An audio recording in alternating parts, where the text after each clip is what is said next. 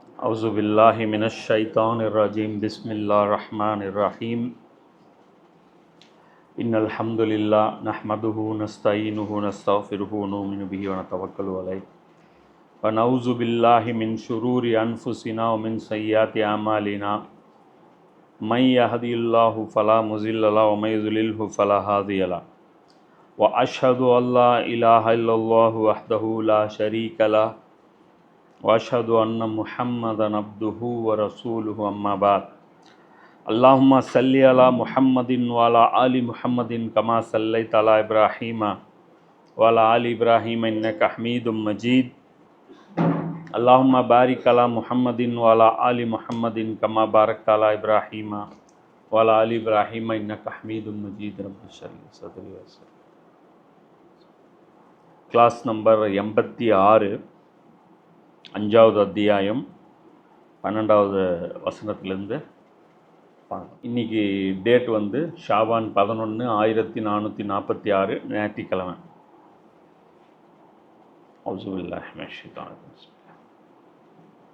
இஸ்ராயலின் வழித்தோன்றல்களிடம் அல்லாஹ் வலுவான உறுதிமொழி வாங்கியிருந்தான்.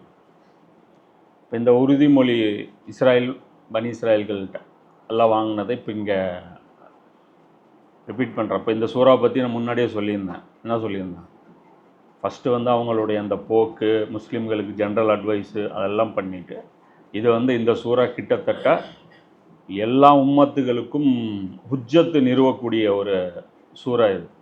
இதில் யாரும் வந்து தப்பிக்க முடியாது. என்ன சொல்கிறது, அது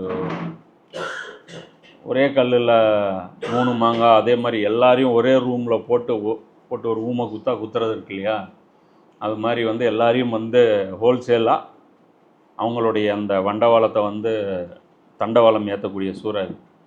இப்போ இந்த இடத்துல வந்து யாரும் வந்து அல்லாஹ்வுடைய செல்லப்பிள்ளை கிடையாது அப்படிங்கிறத இந்த சூறா வந்து உடச்சி, அல்லாஹ்வுக்கு செயல்கள் தான் முக்கியம், சும்மா உங்களுடைய பெயர்கள் வந்து முக்கியம் கிடையாது அப்படிங்கிறத புரிய வைக்கக்கூடிய ஒரு அத்தியாயம். அப்போ இந்த இடத்துல 12வது இந்த வசனத்துலேருந்து அல்லாஹ் என்ன சொல்கிறான்? இஸ்ராயலின் வழித்தோன்றல்களிடம் அல்லாஹ் வலுவான உறுதிமொழி வாங்கியிருந்தான். இப்படி ஒரு உறுதிமொழி வாங்கியிருந்தான். என்ன? தூர்மலையை மேலே உயர்த்தி இந்த வேதத்தை வந்து உறுதியாக பற்றி பிடித்து நடக்கணும். அப்போ ஏகப்பட்ட உறுதிமொழிகள் அங்கே இருக்கும், நம்ம பார்க்க முடியும். பஹ்ராவில் கூட வரும், உங்களில் வீடுகளிலிருந்து உங்களை வெளியேற்றாதீர்கள்.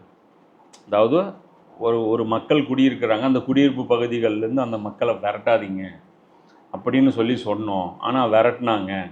இப்போ இன்றைக்கி கூட அந்த வாக்குறுதி வந்து மீறுறாங்க. இப்போ அங்கே காசால மக்கள், அப்பாவி மக்கள் வாழ்ந்துட்டுருக்காங்க, அவங்கள வெளியேற்றுறாங்க. இது அல்லாஹ் அவங்கள்ட்ட இருந்த வாங்கின வாக்குறுதிக்கு முரணான செயல். இப்போ வேறு திட்டம் ப்ரொப்போசல்லாம் முன் வைக்கிறாங்க. இன்றைக்கி வந்து ஒரு காலத்தில் வந்து இவர்களுடைய சூழ்ச்சியை அம்பலம் பண்ணுறதுக்குன்னு பார்த்திங்கன்னா ஊரில் யாராவது ஒருத்தர் இருப்பாங்க. ஒரு 99% வந்து நம்புவாங்க இவங்களுடைய பேச்சை, 1% தான் நம்ப மாட்டாங்க. இப்போ 99% வந்து நம்புறதில்ல. முஸ்லீம் அல்லாத எல்லா விமர்சகர்களும் அரசியலை பார்க்கக்கூடியவங்களும் என்ன சொல்கிறாங்க? இது அப்பட்டமான நயவஞ்சகத்தனம். எது? காசா மக்களை வெளியேற்றி நாங்கள் வந்து குடியிருப்பு கட்டி தர போகிறோம். ஏண்டா அப்போ இடித்தது யாரா? அதுவும் நாங்கள் தான். அப்போ பர்பஸ் என்ன? ஏன் ஒவ்வொரு பில்டிங்கும் டார்கெட் பண்ணி இடித்தாங்க? ஹமாஸை ஒழிக்கிறேன்னு சொல்லி ஹமாஸை ஒழிச்சாங்களான்னா காசா மக்களுடைய கட்டடங்களை தான் அவங்க ஒழிச்சாங்க. அதுக்கு முன்னாடியே வந்து அங்கே குடியிருப்புகள் கட்டப்பட்டுருச்சு. எகிப்துலேயும் ஜோர்டானில் இதில் எல்லா பகுதியிலையும் கட்டப்பட்டுருச்சு. எங்கெல்லாம் இவங்களுடைய நாய்கள் இருக்காங்களோ, அவங்க விசுவாசமான யாரெல்லாம் இருக்காங்களோ அவங்களுக்கெல்லாம் கட்டப்பட்டு எல்லாம் திட்டம் போட்டு கொடுத்துட்டாங்க. ஸோ அதை இம்ப்ளிமெண்ட் பண்ணி இப்போ போர் நிறுத்தம், அப்புறம் இது எல்லாம் வந்து இப்போ இன்றைக்கி வந்து வெட்ட வெளிச்சமாகிடுச்சு. நம்மளை தவிர இப்போ வந்து பார்த்திங்கன்னா முஸ்லீம்களை தவிர எல்லாருக்கும் இது வந்து அப்பட்டமாக வெளிப்பட்டுருச்சு. எல்லோரும் கமெண்ட்ஸ் வந்து கிறிஸ்தவர் போட்டிருக்காரு, தமிழ் பொக்கிஷம் போட்டிருக்காங்க, எல்லோரும் போட்டிருக்காங்க. ஸோ அது எதுக்காக இதை சொல்ல வரேன் அப்படின்னா, ஒரு உறுதிமொழி அல்லாஹ் வாங்குறேன் அப்படின்னா அது வந்து கண்டிப்பாக அந்த உறுதிமொழி விசாரிக்கப்படும். அப்போ அல்லாஹ் கேட்குறாங்க, இஸ்ராயலின் வழித்தோன்றல்களிடம் அல்லாஹ் வலுவான உறுதிமொழி வாங்கியிருந்தான். மேலும் அவர்களில் 12 பேரை கண்காணிப்பாளராய் நியமித்திருந்தான். அந்த 12 குலங்கள், இன்றைக்கி வந்து இலுமினாட்டி 13 குடும்பம் 12 குடும்பங்கிறாங்க. அந்த யூசுப் நபியுடைய 12 சகோதரர்கள், அதுதான் 12 குலங்கள். குலம் கோத்திரம்ங்கிறது அது அந்த அந்த ஃபேமிலியுடைய அந்த செயின், அதுதான் வந்து வரும். ஸோ இதில் வந்து அல்லாஹ் என்ன சொல்லியிருக்காங்க, 12 பேரை வந்து நான் வாட்சிங்க்கு வச்சுருந்தேன் அப்படிங்கிறான். இது பைபிளில் அவங்க என்ன பண்ணிட்டாங்க, இந்த 12 தலைவர்களை பற்றி பைபிளில் வருது. ஆனால் வாட்ச் பண்ணணும் அப்படிங்கிற அந்த மீனிங்கில் வரல. 12 பேரை வந்து லீடர் ஆக்கணும். அதாவது இந்த பதவி மட்டும் இருக்குது. அந்த 12 குலம் வந்து சுப்பீரியரு, அந்த 12 பேர் வந்து அவங்க தான் வந்து மேலே இருக்கணும், அந்த 12 குலங்கள் வந்து டாமினேட் பண்ணணும் அப்படின்னு சொல்லி அல்லாஹ் எங்களை தேர்வு செஞ்சான் அப்படிங்கிற அந்த பொசிஷனில் மட்டும் அவங்க வச்சுருப்ப. இன்னைக்கு கிட்டத்தட்ட நாமளும் அப்படி தான் கிளைம் பண்ணுறோம். நாங்கள் அல்லாஹ்வுடைய செல்ல பிள்ளைகள், ஏன்னா ரசூலுடைய உம்மத்து.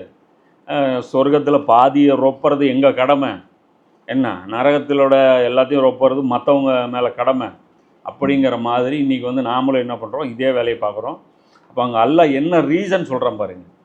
வாட்ச் பண்ண சொன்னால் அவை எதை வாட்ச் பண்ண சொல்லியிருக்கான், எதை வாட்ச் பண்ண சொல்லியிருக்கான், இந்த உறுதிமொழி என்ன லட்சணத்தில் போயிட்டுருக்குது, என்ன அதில் எத்தனை கண்டிஷன் இவனுங்க மீறி இருக்கிறவனுங்க, உங்கள் குலத்துக்கு நீங்கள் வாட்ச் பண்ணுங்கன்னு. இப்போ இன்றைக்கி நாம் யாரை வந்து இது, அப்போ இன்றைக்கி நமக்கு என்ன ஸ்டேட்டஸு, குரானுடைய உத்தரவுகள் என்ன கதி ஆகிருக்கு. இப்போ அந்த 12 குலம் இல்லை, இப்போ 1200 குலத்துக்கு மேலே போயிடுச்சு, 12,000 குலம் கூட இருக்கலாம். யாருக்கு இந்த விழிப்புணர்வு அல்லாஹ் கொடுக்குறானோ அவன் தான் வாட்ச் பண்ணணும். இந்த சமுதாயத்தை யார் வழி நடத்துகிறீங்களோ அவங்க வாட்ச் பண்ணணும், மாட்டுவீங்க அல்லாட்ட. அப்போ இந்த இடத்துல அல்லாஹ் சொல்கிறான் நக்கீப் அப்படிங்கிறான். அதான் நக்கீப் அப்படின்னா பார்த்துக்கிட்டே இருக்குது, அப்சர்வ் பண்ணிகிட்டே இருக்கும். இந்த சமுதாயத்தோட போக்கு எப்படி போயிட்டுருக்குது, எதை நோக்கி இவங்க ட்ராவல் பண்ணுறாங்க, எப்படி இவங்க மாறிட்டுருக்காங்க, இவர்கள்ட்ட எந்தெந்த விஷயம் மாற்றம் அடைஞ்சிருச்சு, ஒழுக்கத்தில் கீழே போயிட்டாங்களா, விபச்சாரம் அந்த மாதிரி ஏதாவது கலாச்சார ரீதியாக என்ன மாதிரியான சீரழிவுகள்லாம் இவங்க ஏற்பட்டிருக்கு, அதை வந்து பல்ஸ் பார்த்துட்டே இருக்கணும். இப்படி ஒரு திங்க் டேங்கே இல்லை நம்மகிட்ட. சொல்கிறோம்ல இன்றைக்கி அமெரிக்கா மேலே இருக்குது, இது மேலே இருக்குன்ட்டு. அவங்க திங்க் டேங்க் வச்சுருக்காங்க. ஜனநாயகம் வந்து அவர் பாதுகாக்கப்படணும் அப்படின்னு சொல்லிட்டு அவங்க ஒரு திங்க் டேங்க் வச்சுருக்காங்க. எல்லா நாடுகளையும் அப்சர்வ் பண்ணுறாங்க. அமெரிக்காவில் பார்த்தீங்கன்னா இந்த வெளியுறவுத்துறை அமைச்சர், இப்போ நம்ம எவ்வளோ வச்சுருக்கோம், ஒரு ஆள் வச்சுருக்கோம், அவங்க ஒன்றும் வச்சுருக்க மாட்டாங்க. மிடில் ஈஸ்ட்டுக்கு ஒரு அமைச்சர் இருப்பார் வெளியுறவுத்துறைக்கு, ஆப்பிரிக்காவுக்கு ஒரு அமைச்சர் இருப்பார், அதே வந்து யூரோப்புக்கு இன்னொருத்தர் போட்டிருப்பாங்க. டிபார்ட்மெண்ட்டாக பிரித்து உலகத்தையே இன்றைக்கி வந்து கண்காணிக்கக்கூடிய வேலையை அவங்க பார்ப்பாங்க. எங்கெல்லாம் பிரச்சனை வருது, எங்கெல்லாம் அவங்களுடைய சப்போர்ட்டர்ஸ் வந்து இதில் இருக்காங்க, எங்கெல்லாம் அவங்களுக்கு வந்து பிரச்சனை இருக்குது அப்படின்னு சொல்லி பார்த்து உடனே அவங்க என்ன பண்ணுவாங்க, கேம் ப்ளே பண்ணுவாங்க. இப்போ எந்த இடத்துல வீக் இருக்குது, இப்போ பார்த்தீங்கன்னா பஷாருல் அசாத்துடைய அந்த ரெஜிம் சேஞ்சு, பங்களாதேஷில் நடந்த அந்த மாற்றம், இதுக்கு பின்னாடிலாம் யார் இருக்கா, இன்றைக்கி எல்லாருக்கும் தெரியும், அமெரிக்கா தான். அதுவும் மக்கள் புரட்சியோ மக்களுடைய அந்த விழிப்புணர்வோ அதெல்லாம் ஒரு மண்ணாங்கட்டையும் கிடையாது.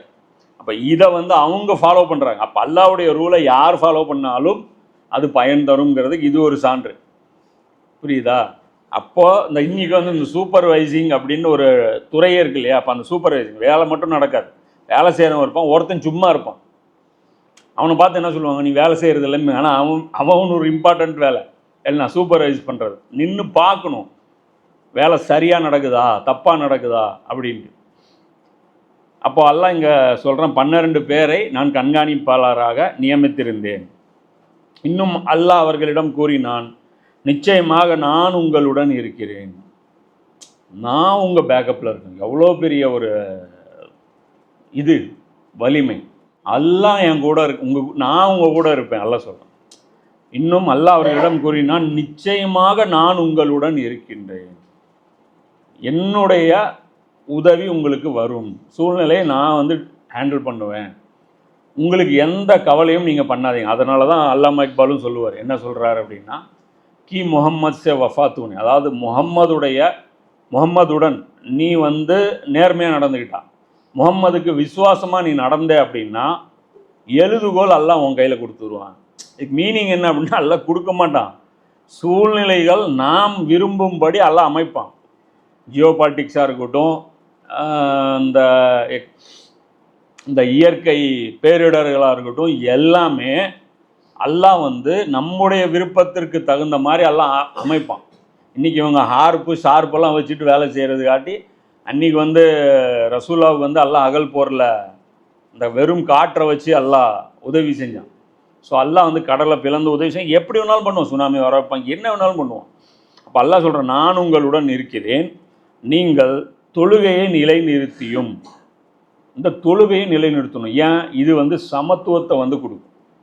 இந்த ஜமாத் தொழுகை, இந்த தொழுகை எந்த சமூகத்தில் அதனுடைய அனைத்து பிரின்சிபல்ஸோட பின்பற்றப்படுதோ அந்த இடத்துல என்ன இருக்கும்? சமத்துவம் இருக்கும், ஏற்றத்தாழ்வு அந்த இடத்துல இருக்காது. அது அல்லாஹ் சொல்கிறான், தொழுகையை நிலைநிறுத்தி ஜக்காத்தையும் அளித்து.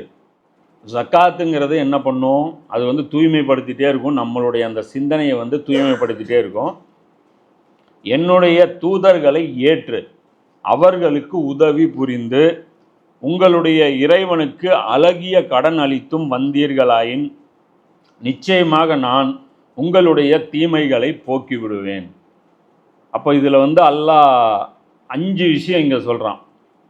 தொழுகையை நிலைநிறுத்துவது, ஜக்காத்தை கொடுத்து வருவது, தூதர்களை ஏற்பது, அதாவது தூதர்களை தூதர்கள் என்று ஷஹாதத் சாட்சி சொல்வது, வாயால் சொல்வது, அதுக்கப்புறம் தூதர்களுக்கு உதவி செய்வது, அதுக்கப்புறம் அல்லாஹ்வுக்கு கடன் கொடுப்பது. இப்போ இந்த 5 விஷயத்தை செஞ்சீங்கன்னா நான் உங்களுடைய தீமையை போக்கி விடுவேன். அப்போ இந்த 5 விஷயம் செஞ்சால் தான் அவங்களுக்கு தான் வாக்குறுதி இருக்குது.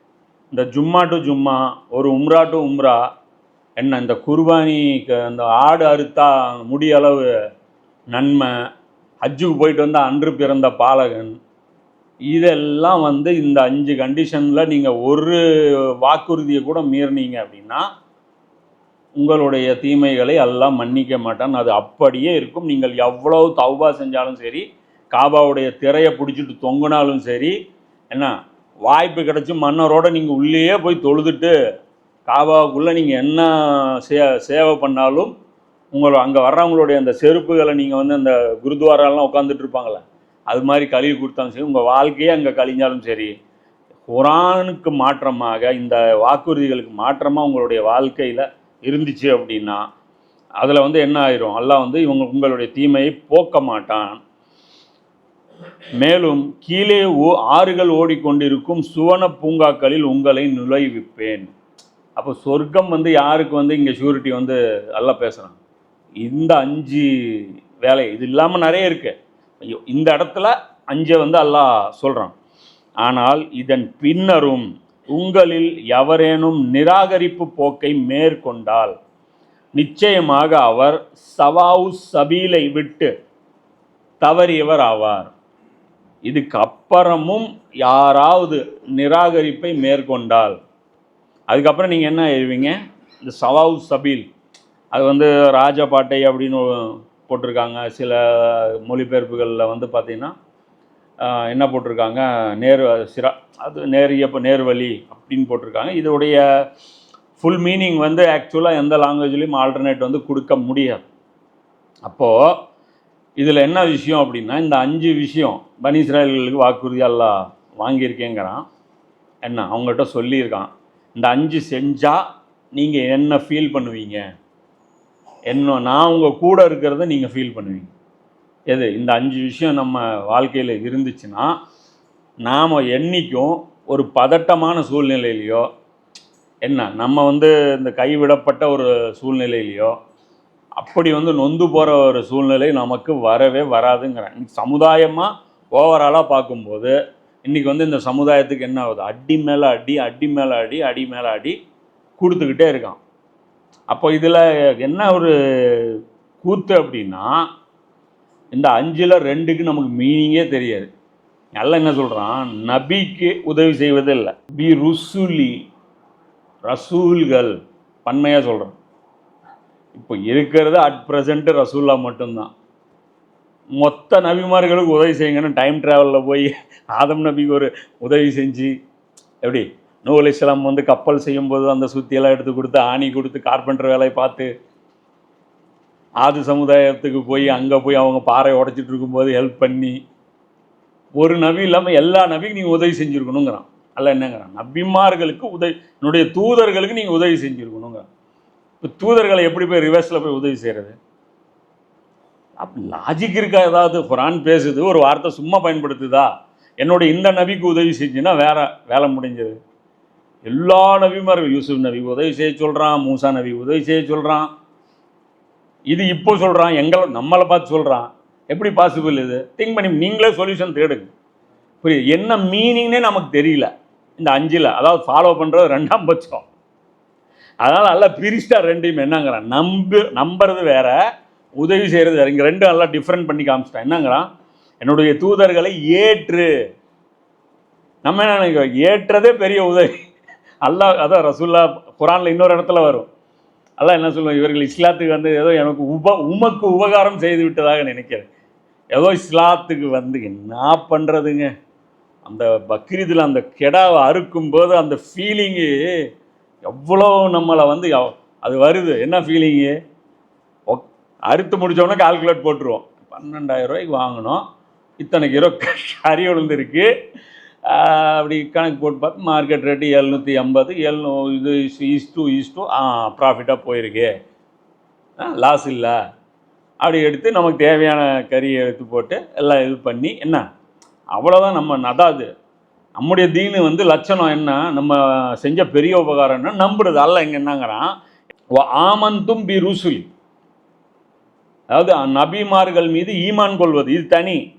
அஸ்ஸஸ்துமூஹும் அக்ரஸாத்துஹுமுல்லா. அப்போ அந்த இடத்துல அல்லாஹ் என்ன சொல்கிறான், அவர்களுக்கு உதவி செய்வது. அதே மாதிரி அல்லாஹ்வுக்கு அதாவது கடன் கொடுப்பது என்ன. அப்போ இந்த இடத்துல வந்து ரெண்டையும் அல்லாஹ் தனித்தனியாக பிரித்து சொல்கிறான். ஈமான் கொண்டது இல்லை, அவருக்கு உதவி செய்யணும். அப்போ எப்படி உதவி செய்யணும்? சரி, ஓகே, இது ஒரு போர்ஷன். அடுத்தது என்ன, அல்லாஹ்வுக்கு கடன் கொடுப்பது. இப்போ கடன் அதை அவன்கிட்ட வாங்கினேன், அவன் உங்கள்கிட்ட வாங்கினேன். அப்போ கடன் வாங்கும்போது நம்ம வந்து எழுதி கொடுக்கறதுக்கும் ஒரு மெத்தட் இருக்கணும். சரி, இப்போ இன்றைக்கி எப்படி தான் நம்ம அல்லாட்ட கடன் கொடுக்கறது? எந்த பேங்க்கில் டெபாசிட் பண்ணால் அல்லாஹ்வுக்கு வந்து ரெசிப்ட் வரும், received, payment received from this person, இந்த ரெசிப்ட் வந்து நீங்கள் கபரில் வச்சுக்கிட்டீங்க அப்படின்னா இந்த கடனுக்கு தேவையான அந்த ரிப்ளை வந்து நான் கொடுப்பேன். அது தெரியல. இப்போ நம்ம நினச்சிட்டு இருக்கிறது என்ன, அந்த இடத்துல ஏழைகளுக்கு தருவது ஜக்காத் தான் தனியாக பேசிட்டான் அல்லாஹ். தொழுகையை நிலைநிறுத்தி ஜக்காத்தை அழிச்சு இது தனி என்ன. அதுக்கப்புறம் அல்லாஹ்வுக்கு அழகிய கடன், ரசூலுக்கு உதவி செய்யுது. இது என்ன, அது ஒன்றும் புரிய மாட்டேங்குது. இன்ஷால்லா இதை பற்றி தனியாக ஒரு பயானாக பேசுவோம். இது அப்படியே சும்மா ஒரு சிம்பிளாக மட்டும் சொல்லிடுறேன். என்ன அப்படின்னா, ரசூலுக்கு உதவி செய்கிறது என்னன்னா, ரசூலுடைய மிஷனுக்கு உதவி செய்யுது. ரசூலுக்கு ஒரு மிஷனே இல்லை அப்படின்னு சொல்கிற ஒரு சமுதாயம் எப்படி ரசூலுக்கு உதவி செய்யும்? எல்லா நபிமார்களுடைய மிஷனும் ஒன்று தான். அதனால தான் அல்லாஹ் சொல்கிறான், நீங்கள் முஹம்மது ஸல்லல்லாஹு அலைஹி வஸல்லம் அவர்களுடைய மிஷனுக்கு நீங்கள் உதவி செய்தால் அவர்களுடைய லட்சியத்திற்கு நீங்கள் இன்னிக்கும் பண்ண முடியும். ஏன்னா மிஷன் ஸ்டில் கண்டினியூஸ், இன்னும் போயிட்டு இருக்குது. அதான் அல்லாமா இக்பால் சொல்கிறார், வக்த ஃபுர்சத்தே காம் அபி பாக்கிய, நூரே இத்மாம் அபி பாக்கிய அப்படிங்கிறார். அதாவது இந்த உலகத்தில் வந்து தௌஹீதுடைய அந்த ஒளியை முழுமையாக கொண்டு சேர்க்கும் பணி இன்னும் மிச்சம் இருக்கிறது. வக்த ஃபுர்சத்தே எங்ககிட்ட டைம் இல்லைப்பா, எங்ககிட்ட வந்து வேஸ்ட் பண்ணுறதுக்கு டைம் இல்லை, இவ்வளோ பெரிய வேலை வந்து அல்லாஹ் நமக்கு கொடுத்துருக்கான் அப்படின்னு சொல்கிறேன். இப்போ இன்றைக்கி நம்ம நேரங்கள் எதில் செலவழிச்சிட்ருக்குறோம்? இன்றைக்கி அந்த ஸ்மார்ட் ஃபோன் உலகத்தில் நினச்சி பார்க்கணும். என்ன வேலைன்னு நிறைய பேர் என்கிட்ட கேட்குறாங்க. நான் வந்து உங்கள் எல்லாருக்கும் வந்து வழிகாட்டி நான் கிடையாது, புரியுதுங்களா? நான் என்ன வேலைன்னு கண்டுபிடிக்கிறதுக்கே 40 வயசு ஆகிப்போச்சு. அப்போ நீங்கள் என்ன வேலைன்னு உங்கள் வேலையை நீங்கள் தான் தேடணும். நான் சொல்லி கொடுத்து தான், நீ மெக்கானிக்காக இருக்கியா, நீங்கள் ப்ரொஃபஸராக இருக்கீங்களா, நீங்கள் டாக்டராக இருக்கீங்களா, நீங்கள் ரெக்ஸின் கடை வச்சுருக்கீங்களா, அப்போ உங்கள் வேலை என்னன்னு என்கிட்ட கேட்டு நீ புளி விற்றுட்டுருக்கு, எல்லாம் என்கிட்ட கேட்டு தான் ஒவ்வொருத்தரும் வியாபாரம் பண்ணுறீங்களா, எந்த ஏரியாவில் வாடகைக்கு போகணும், எந்த ஏரியாவில் குடியிருக்கணும் அப்படின்ட்டு. இது உங்களுக்கு புரியல அப்படின்னா இன்னும் நீங்கள் எலிஜிபிள் ஆகலைன்னு அர்த்தம். அல்லாஹ்கிட்ட உங்கள் சின்சியாரிட்டி நீங்கள் இன்னும் வந்து ப்ரூஃப் பண்ணலன்னு அர்த்தம். ப்ரூவ் பண்ணுங்க, உங்களுக்கான வேலை என்ன அப்படிங்கிறது அல்லாஹ் உங்களுக்கு தெளிவுபடுத்துவான். புரியுதா? அது சூழ்நிலைக்கு தகுந்த மாதிரி, ஊருக்கு தகுந்த மாதிரி, ஏரியாவுக்கு தகுந்த மாதிரி வேலைகள் மாறிட்டே இருக்கும். அப்போ ஹர்ஸ ஹசனா இது என்ன? அதாவது அல்லாஹ்வுடைய அந்த அழகிய கடன். அல்லாஹ் கடன் கேட்குறான் அப்படின்னா, வானம் பூமிக்கு சொந்தக்காரன் தனக்கு ஏன் கடன்னு சொல்கிறான்? அது ஜக்காத்தை குறிப்பிடல, அது தனி. மறுபடியும் போட்டு அங்கே கொண்டாந்து ஏழை கொடுத்தா அல்லாஹ் கொடுத்த மாதிரி அப்படின்லாம் வந்து டுமில்லாம் விடக்கூடாது. இங்கே தனியாக பிரிச்சுட்டான். ஜக்காத்தும் பிரிச்சாச்சு, அதில் எத்தனை வகைன்னு பிரிச்சாச்சு. என்ன அதுலேயும் ஒரு ஒரு பகுதி வரும் அல்லாவுடைய இது எப்படின்ட்டு. இது 2.5% கிடையாது, இது 100% தரலாம். எதுக்கு? அழகிய கடன். அது உங்களுக்கு கிடைக்கிற கோல்டன் ஆப்பர்ச்சுனிட்டியை பொறுத்து அதை நீங்கள் எவ்வளோ பயன்படுத்துறீங்களோ பயன்படுத்துங்க. அது உங்களுக்கும் உங்கள் அல்லாவுக்கும் இருக்கக்கூடிய தொடர்பு, அது உங்கள் நபியோடைய மிஷனில் உங்களுக்கு எவ்வளோ டெடிகேஷன் இருக்குது, நீங்கள் அல்லாவோட எவ்வளோ ஸ்ட்ராங்காக உங்களுடைய ரிலேஷன்ஷிப் இருக்குது, அது ப்ரூவ் பண்ணுறது தான் இது. அங்கே அல்லாஹ் வந்து ஃபிக்ஸ் பண்ணல இவ்வளோ பர்சன்டேஜு இந்த ரேஷியோவில் இப்படின்ட்டு இல்லை. அது ரேஷியோ மாறும். அப்போ அது அல்லாவுக்கு கடன் அப்படின்னா நபியுடைய மிஷனுக்காக தக்பீரே ரப்பு அப்படிங்கிற அந்த லட்சியத்துக்காக செலவு பண்ணுறது. ஏன்னா அல்லாவை பெருமைப்படுத்தும் ஒரு பணி, மிகப்பெரிய பொருட்செலவு தேவைப்படுற ஒரு பணி. இந்த பணி மூலமாக என்ன நடக்கும்னா ஒன்றும் நடக்காது. அல்லாவை பெருமைப்படுத்துவது தான் இதோடைய மக்சது. அதுதான் வந்து இஹ்லாஸு. அதில் நிறைய அவுட்புட் நமக்கு கிடைக்கும். பதவி கிடைக்கும், நல்ல பேர் கிடைக்கும், நிம்மதி கிடைக்கும், அமைதியான சூழ்நிலை கிடைக்கும். என்ன அதெல்லாம் வந்து செகண்டரி தான். ஃபஸ்ட்டு அதோடைய மக்சத் என்ன? தக்பீர ரப்பு, உமது இறைவனை பெருமைப்படுத்துவீராக. ஃபஸ்ட்டு கமாண்டே அதுதான் அல்லாஹ் ரசூலா கொடுத்தது. எடுத்தோடனே அந்த சூரா முத்தசீர்லையும் முசம்மில்லையும் பாருங்கள், ஃபஸ்ட்டு கமாண்டு அல்லாஹ்வை இப்போ பெருமைப்படுத்துவீராக. எது என்ன பெருமைப்படுத்த? இந்த மலக்குகள்லாம் கொஞ்சம் கேர்லெஸ்ஸாக இருக்கிறாங்க, ஜபம் பண்ணுறதெல்லாம் பண்ண மாட்டேங்கிறாங்க. கொஞ்சம் நீங்களும் சேர்ந்து கொஞ்சம் அவங்களுக்கு ஒத்துழைப்பு கொடுத்தீங்கன்னா, ஏதோ அவங்க சுப்ஹானல்லாஹ் சொன்னால் நீங்கள் அல்ஹம்துலில்லாஹ் சொல்லுங்கள். இப்படி பிரிச்சுக்கிட்டது இல்லை. தக்பீர ரப்புன்னு என்ன? ரசூலுல்லாஹ்வுடைய வாழ்க்கை பாருங்கள். கடைசியாக வந்து எந்த அளவுக்கு இறைவனை புகழ வச்சாங்க அப்படின்னு பாருங்கள். அப்போ இந்த வகையில் செலவு பண்ணுறது அல்லாஹ்வுக்கு கடன். அல்லாஹ் என்ன சொல்கிறான்? இது எனக்காக பண்ணுறேன், வேறு எந்த ரீசனும் இங்கே கிடையாது. இங்கே வந்து மனிதர்கள் நீதி நிலைநாட்டப்பட்டு அது வந்து அவர்கள் ஒரு நிம்மதியான வாழ்க்கை வாழ்கிறது, இதெல்லாம் வந்து செகண்டரி. இப்போ அதனால் இப்போ நீங்கள் நிம்மதியாக வாழ்ந்ததுனால அந்த இந்த இந்த லட்சியத்துக்காக பாடுபட்ட இப்போ இன்றைக்கி நபி ஸல்லல்லாஹு அலைஹி வஸல்லம் அவங்களுக்கு வந்து ஏதாவது கிடைச்சதா? ஒன்றும் கிடைக்கல. போட்ட காசு, அபூபக்கர் போட்ட இன்வெஸ்ட்மெண்ட்டு டெட் இன்வெஸ்ட்மெண்ட். இன்னைக்கு டெட் இன்வெஸ்ட்மெண்ட் போட மாட்டாங்க நிறைய பேர், தெரியுமில்ல? பெரிய பெரிய ஆள்லாம் வந்து பார்த்தீங்கன்னா பணம் நிறைய வச்சுருப்பான், இன்வெஸ்ட்மெண்ட் போட்டானா அதுலேருந்து அவன் பல ஆங்கிளில் பார்ப்பான். ஒன்று வந்து லேண்டு எங்கே வாங்கணும் அப்படின்னு பார்ப்பான், போட்டால் விற்றா காசு வருமானு பார்ப்பான், கோல்டு விற்றா காசு வருமானு பார்ப்பான். ஸ்லீப் இன்வெஸ்ட்மெண்ட்டு, டெட் இன்வெஸ்ட்மெண்ட்டு இதில் வந்து போட மாட்டான். ஒரு கட்டத்துக்கு மேலே லேண்டில் போட மாட்டான். ஏன்னா அது உடனே காசு பண்ண முடியாது, அது தேவையான போது டக்குன்னு பண்ண முடியாது. அப்போ டெட் இன்வெஸ்ட்மெண்ட்டு தனி, ஆக்டிவாக எதில் போட்டால் அவுட்கம் வரும். அதனால தான் இன்றைக்கி என்ன பண்ணுவானுங்க, சில பேர் பார்த்திங்கன்னா வாடகை வீட்டில் இருப்பான், பெரிய கோடீஸ்வரன் இருக்கும்.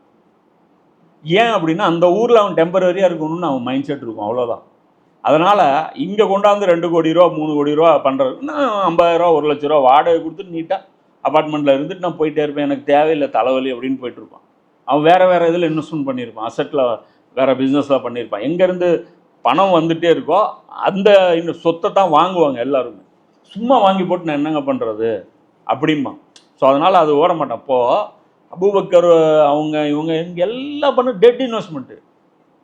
ஏன் அவுட்கம் வேணால் மற்றவங்களுக்கு கிடச்சிருக்கலாம், 30 வருஷம் கழித்து வந்தாங்க இல்லையா, அவங்களுக்கு வேணால் அவுட்கம் பயங்கரமாக கிடச்சிருக்கலாம். அவங்க நல்லா தங்கத்துலேயும் அந்த மாளிகைகள்லையும் அவங்க வாழ்ந்தாங்க, அவங்க அனுபவித்தாங்க.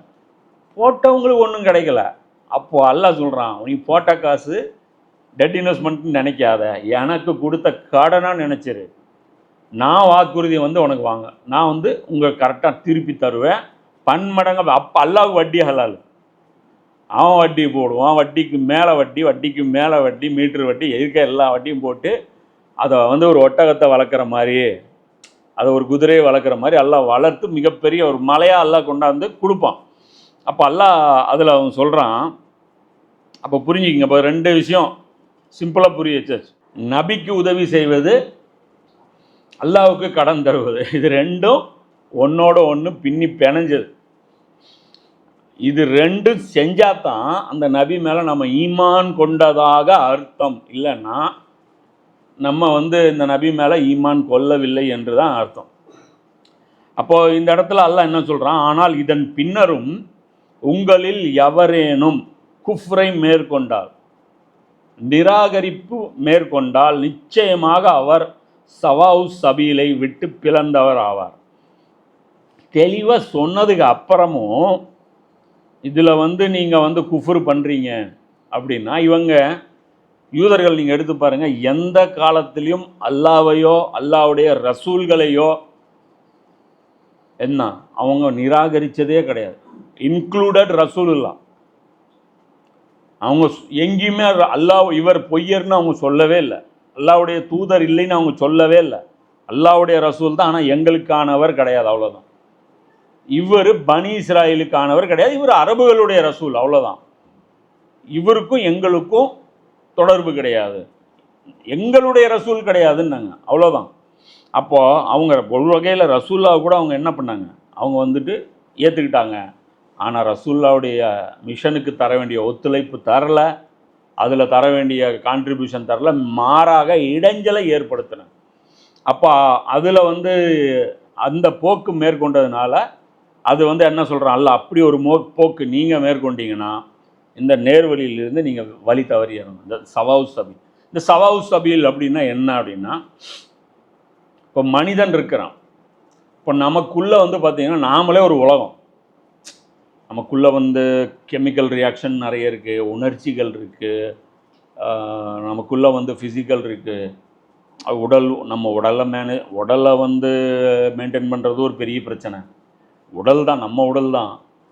சில விஷயம் பார்த்திங்கன்னா அது ஆட்டோமேட்டிக் மோட்டில் ஓடிடும் ஒரு 40 வயசு வரைக்கும். அதுக்கப்புறம் பார்த்திங்கன்னா அது ஆட்டோ ஃபங்க்ஷன் அது டிஸ்கண்டினியூ ஆகிடும். அதுக்கப்புறம் மெயின்டெனன்ஸ் நாம் தான் மேனுவலாக பண்ணணும்.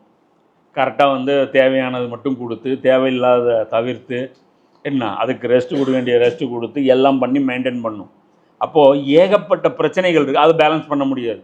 ஒருத்தன் பார்த்திங்கன்னா இன்றைக்கி பார்த்திங்கன்னா இதில் என்ன ஆயிரும் அப்படின்னு பார்த்திங்கன்னா, இந்த மாதிரியான பிரச்சனைகள் இருக்கும்போது உறவுகள் இருக்கும், வியாபாரங்கள் இருக்கும், சமூகம் இருக்கும், அரசியல் இருக்கும், பொருளாதாரம் இருக்கும். இது எல்லாமே ஒரு நாளில் பார்த்திங்கன்னா நமக்கு இது எல்லாமே சுற்றிடும். 24 ஹவர்ஸில் பார்த்திங்கன்னா கொஞ்சம் நேரம் சாப்பாட்டை பற்றி யோசிச்சுருப்போம், கொஞ்சம் நேரம் ஃபேமிலி பற்றி யோசிச்சுருப்போம், கொஞ்சம் நேரம் பாலிட்டிக்ஸ் பற்றி யோசிச்சுருப்போம், கொஞ்சம் நேரம் பார்த்திங்கன்னா விலைவாசியை பற்றி யோசிச்சுருப்போம். தாட் பார்த்திங்கன்னா ஒரு இடத்துல இருக்கவே இருக்காது, அதை பேலன்ஸ் பண்ணவே முடியாது. எதுக்கு எவ்வளோ இம்பார்ட்டன்ஸ் தரணும்னு தெரியல. சில பேர் பார்த்திங்கன்னா ரிச் டேட் போர் டேட் அப்படின்னு சொல்லிட்டு அந்த புக்கு மேலே ரிசர்ச் பண்ணி தள்ளிகிட்டே இருப்பான், எப்படி பணக்காரன் ஆகுதுன்ட்டு அதிலே போயிடுவான். அப்போ அந்த பேலன்சிங் இருக்குல்ல, இந்த மனிதனுக்குள்ளேயே பேலன்சிங். ஃபேமிலிக்கு எவ்வளோ இம்பார்ட். சில பேர் ஃபேமிலியே கதி, சில பேர் வேலையே கதி, சில பேர் படித்து பைத்தியமானவங்க இருக்கான். எப்படி சரி அவங்க கேட்டாங்கன்னாங்கிறாங்க, நான் 17 மணி நேரம் வேலை செய்கிறேன். இந்த யார் இன்ஃபோசிஸ் இவங்கெல்லாம் உசுப்பேத்துறது கிழிச்சாங்க. 11 மணி நேரம் வேலை செஞ்சாங்கன்னா இந்நேரம் உயிரோடு இருக்க மாட்டாங்க, செத்து போயிடுவாங்க. அது வாரத்தில் 7 நாட்கள் உழைப்பு உழைப்பு உழைப்பு அப்படி எப்படி உழைப்பு உழைப்பு உழைப்புன்னு இருக்கணும்னா யூரோப்பில் போய் சொல்லு. அவன் அப்படி இங்கே பேசுகிறீங்களா, நீயே இங்கே பேசுகிறீங்க, அங்கே போய் பேசுங்களா யூரோப்பில் போய். அப்படியே அந்த செமினாரில் எந்திரிச்சு உங்களை கை தட்டுவாங்க, காரி தூக்கிட்டு போயிடுவான். என்னடா மனுஷன் நீங்கள் அப்படின்ட்டு. அவங்க ஆல்ரெடி உங்கள் உழைப்பு நேரத்தை கம்மி பண்ணுறது தான், எவ்வளோ எஃபிஷியன்சியாக வேலை செய்யலாம் அப்படிங்கிறது தான் அவங்க பார்த்துட்டு இருக்கிறாங்க. நம்மளை மட்டும் என்ன உசுப்பு ஏற்றி விட்டு ஓடி ஓடி உழைக்கணும் அப்படின்னு சொல்லிட்டு நம்மளை இது பண்ணி விட்டுறாங்க. அப்போது இதை பேலன்ஸ் பண்ணுறதே பெரிய பிரச்சனை. அப்படி பார்த்தீங்க அப்படின்னா இதில் எப்படியாவது பேலன்ஸ் பண்ணி நமக்குள்ளே அப்படி பேலன்ஸ் பண்ணி நிற்கிறதே பெரிய விஷயம். அதுதான் எல்லாம் சொல்கிறான், நேர்வழி தவறிடுவீங்க. இங்கே நபியோடைய மிஷனில் நீங்கள் ஜாயின் பண்ணல அப்படின்னா காணாமல் போயிடுவீங்க. ஒரு முடிவு தெளிவாக எடுப்பீங்க, ஆனால் அடுத்த முடிவு உங்களுக்கு தெளிவாக இருக்காது. இதுதான் மேட்ரு. இதில் சவாவு சபீல்னால் என்ன அப்படின்னா, இவங்க அதாவது சஹாபாக்களுடைய எல்லா முடிவுகளும் தெளிவானது, எல்லா நிலைப்பாட்டிலையும் அவங்க சாலிடாக இருப்பாங்க, கான்ஃபிடெண்ட்டாக இருப்பாங்க. அவங்களுக்கு வந்து ஒரு என்ன சொல்கிறது, இந்த 50-50 அந்த ஹெசிடேஷன் எதுவுமே இருக்காது, சாலிடாக இருப்பாங்க. அதில் பாதிப்பு வரும், அது தவறாக போகும், ஆனாலும் ஓகே இது கரெக்டான முடிவு, இதில் வந்து நஷ்டம் ஏற்பட்டுச்சு அவ்வளோதான். அப்படிதான் அப்படிங்கிற அந்த தாட் ப்ராசஸ் வந்து அவங்களுக்கு என்ன இருக்கும், கிளியராக இருக்கும். இல்லைன்னா என்ன பண்ணுவோம் அப்படின்னு பார்த்தீங்கன்னா, ஒரு பக்கத்தை எடுத்து இன்னொரு பக்கம் போயிடும். ஒரு பக்கம் கடவுளின் பெயரால் இன்னைக்கு மனித சமூகம் வந்து எடுத்து பாருங்க. இப்போ நம்ம சுற்றி சொசைட்டியில் என்ன இருக்குது, கடவுளின் பெயரால் ஏற்றத்தாழ்வு ஒரு கும்பல் உருவாக்கிச்சு. சரி, அந்த ஏற்றத்தாழ்வு சமப்படுத்துகிறேன்னு இன்னொரு கூட்டம் உருவாச்சு. அவங்க என்ன பண்ணாங்க, கடவுளை வச்சு தானே பண்ணுறாங்க, கடவுளை தட்டு அங்கே தட்டிட்டாங்க. இப்போ கடவுளை தட்டியாச்சு, அப்புறம் இந்த உலகத்துக்கு ஜஸ்டிஃபிகேஷன் கொடுக்கணும், இது எப்படி உருவாச்சு அதெல்லாம் பேசணும். ஏதோ ஒன்று கிடக்க ஒன்று உளர வேண்டியதாக போகுது. என்ன, ஒரு பக்கம் மூட நம்பிக்கை ஒழிக்க போகிறோம் அப்படின்ட்டு போய் இந்த கட்டுப்பாடுகள், மூடத்தனமான கட்டுப்பாடுகள் இருக்கக்கூடாது, தேவையில்லாத கட்டுப்பாடுகள் வந்து மதம் வந்து விதிக்குதுன்னு சொல்லி கட்டுப்பாடுகள் அற்ற ஒரு வாழ்க்கையை அறிமுகப்படுத்தி அது இன்னும் நாசக்கேடு அதிகப்படுத்திடுச்சு. ஒன்றும் புரியல. அப்போ அதனால் பார்த்தீங்கன்னா, இப்போ இன்றைக்கி நம்மளும் எடுத்துக்கோங்க, தொழுகை அதாவது இபாதத் ஆன்மீக விஷயத்தில் ஒரு ஸ்டாண்டு, அதுக்கப்புறம் பார்த்தீங்கன்னா சில சமயம் திராவிட ஆதரவு, நம்மால் எல்லாரும் சேர்ந்து இப்போ பார்த்தீங்கன்னா எல்லாரும் சேர்ந்து என்ன பண்ணிருக்கோம், பெரியார் மண், இது பெரியார் மண் எல்லாம் ஃபேஸ்புக்கில் பதிவுகள்லாம் யார் போடுறா, முஸ்லீம்கள் போடுறேன். சரிப்பா நீ பெரியார் சப்போர்ட்டரா, இல்லைங்க. அப்படியே பெரியாரை பற்றி நீ பேசுகிற, உனக்கும் பெரியாருக்கு என்ன சம்பந்தம், இல்லைங்க இப்போதைக்கு கொஞ்சம் தேவைப்படுறாரு, கொஞ்சம் யூஸ் பண்ணிவிட்டு மறுபடியும் நாங்கள் கொடுத்துருவோம். இந்த ஒரு சப்ஜெக்டில் பெரியார் தேவைப்படுறாரு. எதுக்கு, பிஜேபி வந்துடக்கூடாது, வந்துச்சுன்னா நம்மளை என்ன பண்ணுவோம், புல்டோசர் ஏற்றுவோம் என்ன, அதனால் வந்து என்ன, அதுவும் துனியா நாசம், துனியாவில் ஸ்க்ராட்ச் விழுந்துடக்கூடாது, அதுக்காக பெரியார் இப்போ தேவைப்படுறாரு, அவர் யூஸ் பண்ணுவோம். சில சமயம் என்ன பண்ணுவோம், மொழிப்பற்று பேசுவோம், சீமான் கூட நின்றுவோம். யாராவது ஒருத்தர் வந்து ரஜினி இந்த மாதிரி கட்சி தொடங்கினா நினைப்போம், அப்போ இது தமிழ் மண் அப்படிம்போம். அப்புறம் என்ன பண்ணுவோம், யாரோ ஹிந்தி தெரியாது போடா அப்படிம்போம், கவர்னர் தேவையா, ஆட்டுக்கு தாடி தேவையாம்போம். சரி நீங்கள் திமுகங்களா ஜி பாய் அப்படின்னா இல்லை இல்லை இல்லை இல்லை, அதுலேயும் அதாவது அது சொல்ல மாட்டோம். சில சமயம் என்ன பண்ணுவோம், வந்தேரிகள்மா பாய் நீங்களும் வந்தேரி தானே பாய் அப்படின்னா, அப்போ என்ன பண்ணுவோம், பாய் யாதும் ஊரே யாவரும் கேளீர் அப்படிம்போம். அப்போ என்ன பண்ணுவோம், சரி யாரும் ஊரே யாவலும் கேளீர், ஆனால் இங்கே சேட்டானுங்களாம் வந்து இங்கே நிறைய பேர் கடை வச்சிட்டாங்க, பாய் உங்கள் ஸ்டாண்டு என்ன பாய், அதை ஒரு ஸ்டாண்டில் நில்லுங்க பாய், டக்குன்னு கருப்பு கொடி, அதுக்கப்புறம் சிகப்பு கொடி, அப்புறம் பிளாக்கு ரெட்டு, அப்புறம் பிளாக்கு ரெட்டு ஒயிட்டு, அப்புறம் வந்து மூவர்ண கொடி, திடீர்னு காவி கொடி, சில சமயம் காவி கொடியெல்லாம் தேவைப்படும், புரியுதா.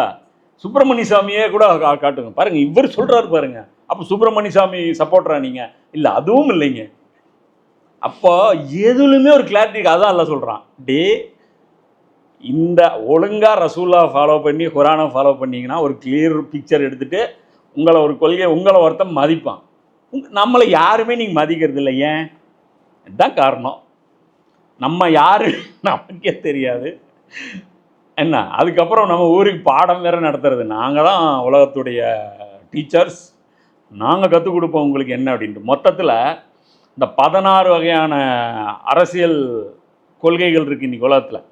ரிப்பப்ளிக்கு, democracy, monarchy, anarchy, communism, fascism, theocracy, dictatorship, இப்படி வச்சுருக்கு. அந்த கூகுளில் அடித்து 16ம் காட்டும், எந்தெந்த பகுதியில் எது இது இருந்துச்சுங்கிறதும் காட்டும். அப்போது இதில் எல்லாத்துலேயுமே பார்த்திங்கன்னா ஒரு போர்ஷன் நீதி இருக்கும். டிக்டேட்டர்ஷிப்பில் பார்த்திங்கன்னா ஒரு விஷயம் ஹக்கு இருக்கும், மன்னராட்சியில் பார்த்திங்கன்னா ஒரு விஷயம் சரியாக இருக்கும், கம்யூனிசத்தில் பார்த்திங்கன்னா ஒரு கோஷம் வந்து கரெக்டாக இருக்கும், கேபிட்டலிசமில் பார்த்திங்கன்னா ஒரு ஆர்குமெண்ட் கரெக்டாக இருக்கும். ஆனால் கன்க்ளூடாக எல்லா டிபார்ட்மெண்ட்லேயும் 100% சரியான ஸ்டாண்ட் எதுங்கிறது மனிதர்களால் தீர்மானிக்கவே முடியாது. இப்போ இந்த பேட் கேர்ள் அந்த படத்தை வந்து விமர்சனம் பண்ணுறவங்க கூட பொண்ணு இப்படி தான் இருக்கணும்னு சொல்லதுக்கு எங்களுக்கு உரிமை இல்லைங்கிறாங்க, புரியுதுங்களா. அல்லாஹ் மட்டும்தான் தெளிவாக சொல்ல முடியும், பெண் இப்படி தான் இருக்கணும், ஆண் இப்படி தான் இருக்கணும், சமூகம் இப்படி தான் இருக்கணும், அல்லாஹ் மட்டும்தான் தெளிவாக சொல்ல முடியும். அவங்களுக்கு டவுட்டே கிடையாது, சஹாபாக்களுக்கு இதான் கரெக்டு, இதுதான் இது தப்பு, இது கரெக்ட், அவ்வளோதான். போடுற எல்லா யூடியூபரும் பாருங்க, நான் அவங்க எல்லாரும் இன்றைக்கி பயப்படுறது என்ன தெரியுங்களா, குட் ஆர் பேடுன்னு நாங்கள் சொல்ல முடியாது, குட் ஆர் பேடுன்னு நாங்கள் டிசைட் பண்ண முடியாது. உங்கள் உணவு அதாவது பீஃப் நல்லதாக கெட்டதான்னு தெரியாது, ஆனால் ஆனால் ஒருத்தருடைய சுதந்திரத்தை பறிக்கக்கூடாது அப்படிமா. சுதந்திரம்னா என்ன, அதுக்கு இது வரைக்கும் யாருக்கும் வேறு வரைவிலக்குன்னு தெரியாது. ஃபுல் சுதந்திரம்பாங்க. திடீர்னு ஏதோ ஒரு ஆன்மீக ரீதியாக ஏதோ ஒரு விமர்சனம் வந்துச்சுன்னா சுதந்திரம்ங்கிற பேரில் அவுத்து விட்டாங்க, இவங்க பாருங்கள் மக்களால் மதிக்கப்படுற இவரை திட்டுறாங்க அவரை திட்டுறாங்கம்பாங்க. திடீர்னு சரி யாரை பற்றியும் பேசக்கூடாது அப்படின்னா என்ன பண்ணுவாங்க, ஏன் பேசுறது அடே. அப்போ எல்லா இதுலேயுமே ஒரு நீதி, ஒரு பேலன்ஸு. அப்போ குழப்பமே இல்லாமல் தூங்கலாம், குழப்பமே இல்லாமல் எந்திரிக்கலாம். இதுதான் சவாவு சபீல். இதில் கரெக்டாக ஃபாலோ பண்ணலாம். குழப்பமே இல்லாமல் தூங்கலாம், குழப்பமே இல்லாமல் எந்திரிக்கலாம். அதுதான் அல்லாஹ் ரசூலா சொல்கிறாங்க, ஒரு காலம் வரும் தூங்கும்போது முஸ்லீமாக இருப்பான், எந்திரிக்கும் போது காஃபிராக இருப்பான். தூங்கும்போது காஃபிராக இருப்பான், என்ன எந்திரிக்கும் போது முஸ்லீமாக இருப்பான். ரொட்டேஷன் பாலிசியில் இவங்களுடைய அந்த ஸ்டாண்டு வந்து மாறிட்டே இருக்கும். ஒரு கான்ஸ்டன்ட் ஸ்டாண்டு இருக்க மாட்டேன். இன்றைக்கி நம்ம கதி அதுதான். அப்போ பெரியாருடைய ஒரு கொள்கை வேணால் முஸ்லீம்களுக்கு ஃபிட் ஆகுது. என்ன அப்படின்னா, என்ஜாய்மெண்ட் வித்தவுட் ரெஸ்பான்சிபிலிட்டி. புரியுதுங்களா? ஹக்குனா மட்டாட்டா, இந்த உயர்ந்த தத்துவம் இருக்குது பாருங்கள். இது வந்து உலகத்தினுடைய இன்றைக்கி ஒற்றை கொள்கை. இது அது பெருமையாக அவர் சொல்கிறாரு. இதே வார்த்தை கொண்டு வீரமணி அவர் பெரியார் வந்து எழுதுறாரு, என்ஜாய்மெண்ட் வித்தவுட் ரெஸ்பான்சிபிலிட்டி. அப்போ என்ன அர்த்தம், துனியாவில் என்ஜாய்மெண்ட் பண்ணுவோம் வித்தவுட் ரெஸ்பான்சிபிலிட்டி, சொர்க்கத்துலேயும் போய் என்ஜாய் பண்ணுவோம் வித்தவுட் ரெஸ்பான்சிபிலிட்டி, கபர்லேயும் போய் என்ஜாய் பண்ணுவோம் வித்தவுட் ரெஸ்பான்சிபிலிட்டி. அப்படின்னா அழகான தத்துவம். அப்போ இது ரெஸ்பான்சிபிலிட்டி திணிக்குது நம்ம மேலே. நபிக்கு கம்பல்சரி நீ உதவி செஞ்சாகணும், நபிக்கு கம்பல்சரி எனக்கு நீ கம்பல்சரி கடன் கொடுத்தாகணும். அதனால் பார்த்தீங்கன்னா ஹாக்கிமியத்து, இந்த தக்பீர ரப்பு, இக்காமத்து தீன், இது புரியாதவங்க பார்த்தீங்கன்னா தடுமாற்றத்திலே இருப்பாங்க. அவங்களுக்கு தெரியாது. திடீர்னு பார்த்தீங்கன்னா தாலிபான் வந்து சப்போர்ட் பண்ண மாட்டாங்க, திடீர்னு அதே தாலிபானை சப்போர்ட் பண்ணுவாங்க. திடீர்னு வந்து ஹமாஸ் சரியில்லைம்பாங்க, திடீர்னு என்னம்பாங்க ஹமாஸ் நம்மாலும்பாங்க. திடீர்னு ஹவுதிகள் கிளர்ச்சியாளர்களாக இருப்பாங்க, திடீர்னு அவங்க போராளிகளாகிடுவாங்க. மாற்றி மாற்றி ஒரு குழப்பத்திலே இருப்பாங்க. இவங்களுக்கு எந்த ஒரு இதுலேயும் வந்து ஒரு தெளிவே இருக்காது. அப்போது இதுதான் ரசூல்லா வந்து ஒரு இது பண்ணுறாங்க. என்ன பண்ணுறாங்கன்னா, நபி ஸல்லல்லாஹு அலைஹி வஸல்லம் அவர்கள் ஒரு கோலை கொண்டு ஒரு குச்சி எடுத்துகிட்டு வந்து ஒரு நேராக ஒரு கோடு இழுக்கிறாங்க. இப்படி ஒரு கோடு இழுத்துட்டு, இது அல்லாஹ்வின் நேர்வழி, இது ஒரே ஸ்ட்ரைட்பா, இதில் எந்த லெஃப்ட் ரைட்டும் கிடையாது. சைடில் வந்து நிறைய கோடு இப்படி இப்படி போடுறாங்க. போட்டுட்டு இது எல்லாமே விலகிய வழிகளை நேர்வழியிலேருந்து தவறு. அல்ல என்ன சொல்ல, செகண்ட் ஆப்ஷன் நீ செலக்ட் பண்ணினா தெளிவாக புரிஞ்சுக்கோ, நீ வந்து சைத்தானுடைய ரூட்டில் போயிட்டேன்னு. புரியுதா?